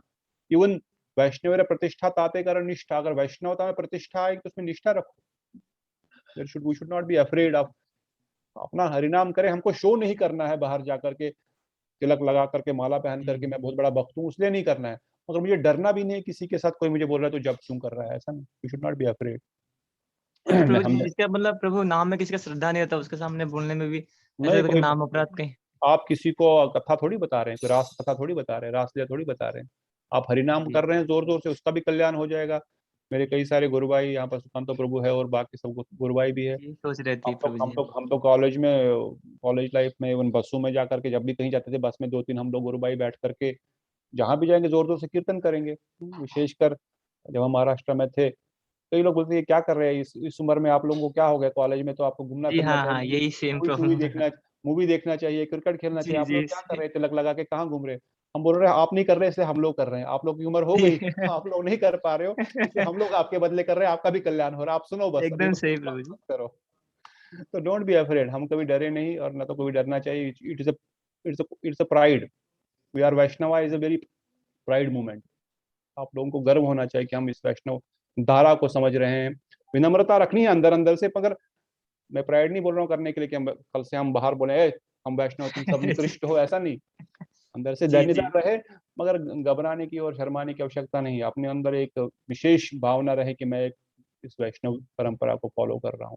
इट इज वेरी बिग जी प्रभु जी। Achievement, it life is achievement, I can't say there is, इससे बड़ा कुछ वस्तु हो सकती है जो किसी जीव को मिल सकती है। ये मेरा 30 साल का अनुभव है। मैं भी I was in 9th standard जब भक्ति शुरू की हमने, और ये सब भक्त लोग बहुत सारे यहाँ पे जुड़े हुए हैं। तो ये कोई जस्ट छोटा मोटा कुछ पढ़ करके सुन करके बताने वाली बात नहीं है, ये जीवन में गोली हुई जड़ी बूटी है जो मैं बता रहा हूँ। जी प्रभु जी, और कोई बहुत बहुत धन्यवाद। धन्यवाद। हरे कृष्णा। किसी और का और कोई प्रश्न या कमेंट या कुछ और बताना पसंद करेंगे? अगर नहीं एक तो कम एक कमेंट है वहां पे जूम के चैट में। क्या बोल रहे हैं प्रभु जी? प्रभु जी आप कॉर्पोरेट वर्ल्ड में रहकर टाइम मैनेजमेंट कर लेते हैं, कौन बोल रहे हैं? समर प्लीज गाइड कीजिए कॉर्पोरेट एग्जाम और प्रिपरेशन। इसके मास्टर सुकांतो प्रभु है। आप कभी मुझे 1-to-1 कॉल कर लेना। सुकांतो प्रभु लंदन में रह करके भी, वहाँ पर सेटल होने के बाद भी, लंदन का सिटीजनशिप लेने के बाद भी पूरा भजन साधन में रत है और पूरा परिवार रत है। टाइम मैनेजमेंट भी बताएंगे आपको और कॉम्पिटिटिव एग्जाम के बारे में भी बताएंगे। तो कोई टेंशन नहीं समर प्रभु, आप मुझे 1-to-1 कॉल कर देना, वी विल टेल यू। हाँ, हरे कृष्णा प्रभु जी। कॉर्पोरेट वर्ल्ड में एक चीज जरूर बताऊंगा कि मैंने ना तो कॉलेज लाइफ में कभी कंपटीशन को अपना लक्ष्य माना, भले ही मुझे सेकंड डिवीजन मिला हो कभी, या फर्स्ट डिवीजन मिला हो कभी, या कभी पेपर भी रह गए। बट यस, इसका मतलब ये नहीं कि हम सेकेंडरी चीज उसको लें। हाँ, वो इम्पोर्टेंट है, हमारा जॉब, हमारा नौकरी, हमारा पढ़ाई is also important, but the most important is our भक्ति। वी कैन नॉट कंप्रोमाइज भक्ति ऑन एनीथिंग एल्स।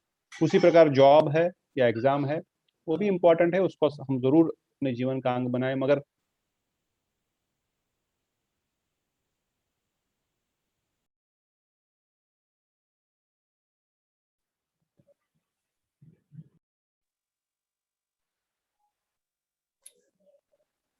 प्रभु जी नहीं सुनाई दी थी। हरे कृष्णा प्रभु जी, आपका म्यूट हो गया है, उसको अनम्यूट कर लीजिए एक बार। मैंने अनम्यूट कर दिया। और कोई कुछ बोलना चाहता था?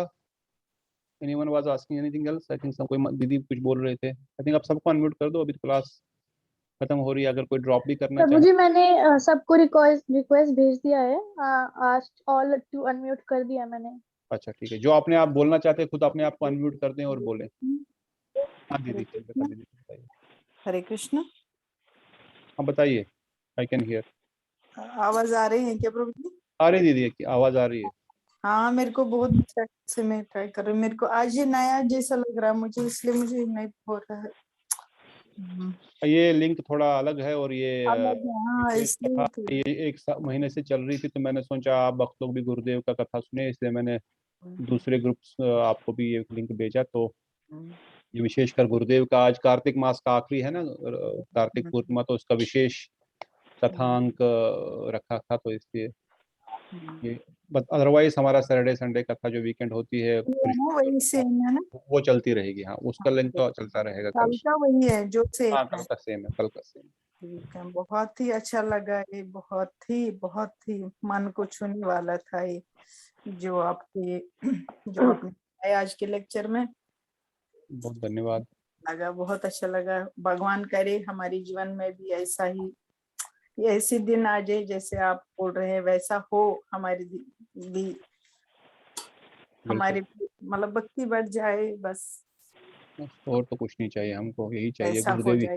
गुरुदेव यही देने आए हैं, यही हम उनसे चाहते हैं। तो डिजायर है तो अवश्य होगा, देयर इज नो मगर डाउट। ये तो सबसे डिजायर ये है कि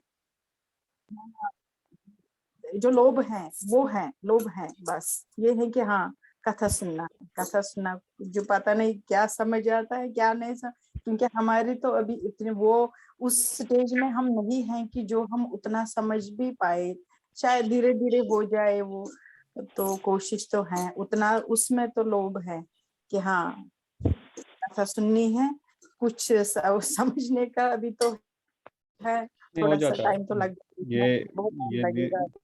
अंदर मगर जितनी ये है कि लोभ एक जैसा आया है कि हाँ कथा सुनना है, वो है। कथा जितनी अंदर जाएगी उतना ही ट्रांसफॉर्मेशन होगा। भक्ति तो भगवत कथा से, भगवत संग से ही होने वाली, और कोई उपाय नहीं है इसका। और कभी भाग कभी मार्ग की भक्ति केवल कथा के माध्यम से ही होती है, इसका कोई और प्रोसेस है भी नहीं। जी जी। और ये बस इतने तो अपने आप में एक गर्व महसूस हो जाता है कि हाँ सच में हम क्या गुरु जी से मिले थे क्या, ये कोई सपना तो नहीं है, ये सच है क्या ऐसा।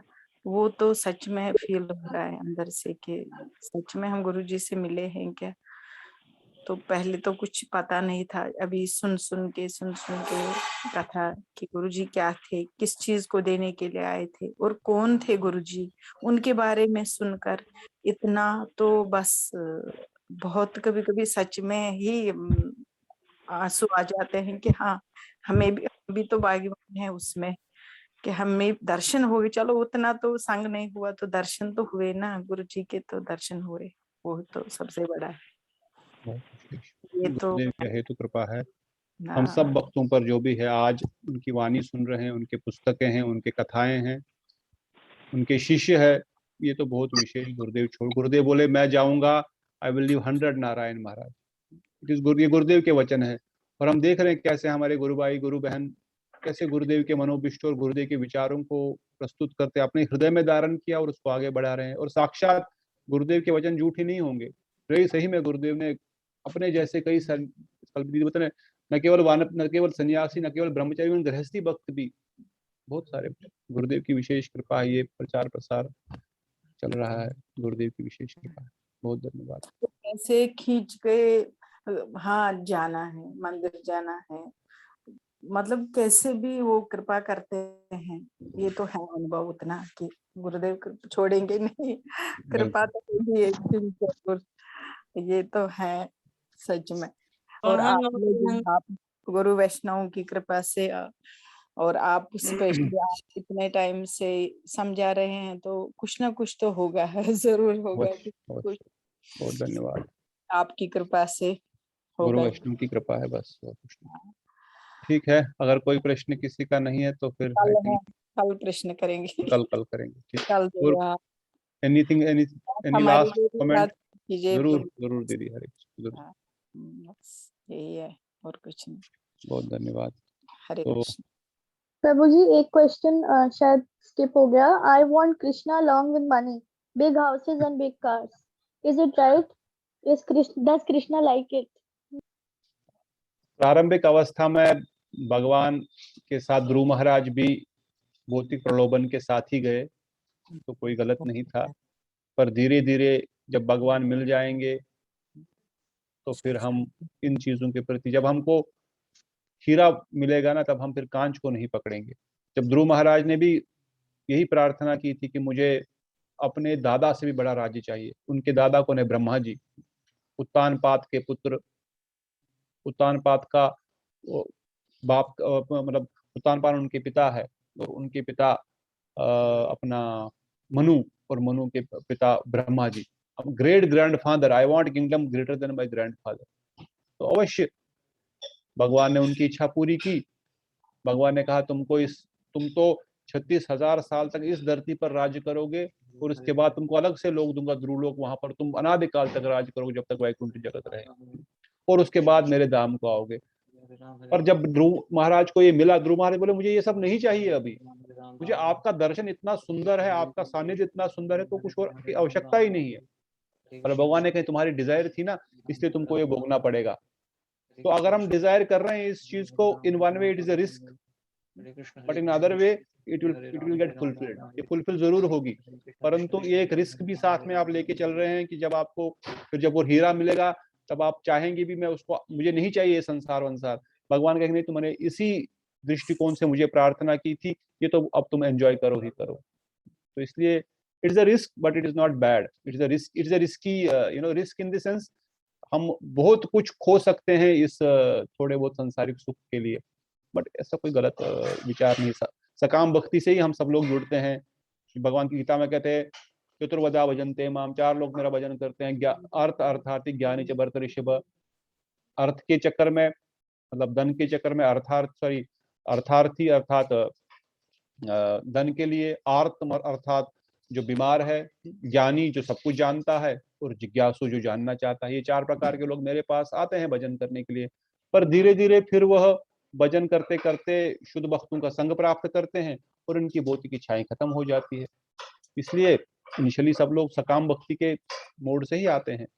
तो अगर आपके अंदर इच्छा है तो भगवान जरूर पूरा करेंगे, परंतु इच्छा रखें कि भगवान से हम निष्काम शुद्ध प्रेम करें, ना कि बिजनेस करें, लेन देन करें। वो तो खुद देंगे, ये बाय प्रोडक्ट है, ये साइड बाय साइड ऑटोमेटिक मिलने ही मिलने वाला है। भक्ति मार्ग का रिजल्ट है मुक्ति, रिद्धि, सिद्धि। सब लोग हाथ जोड़े खड़े रहते हैं, हमको सेवा में ले लो, use us, we want to be in your service because you are a भक्त। सभी भोगी लोग यूज करते, भक्त यूज करे। भक्त बोलता मुझे नहीं चाहिए, मुझे तो कृष्ण प्रेम चाहिए। तो आपको मांगने की जरूरत नहीं है इस चीज के लिए भगवान को, भगवान खुद ब खुद ये सब रास्ते में बिछा देंगे आपके लिए, जब भक्ति मार्ग में आगे बढ़ेंगे। और अगर उसी पे हम अटक गए तो अटक गए, अगर उसको लांग दिया तो लांग दिया। इट इज आपके पास। ठीक है, तो बहुत धन्यवाद। आई थिंक समय टाइम इज टिकलिंग फास्ट, तो बहुत बहुत धन्यवाद।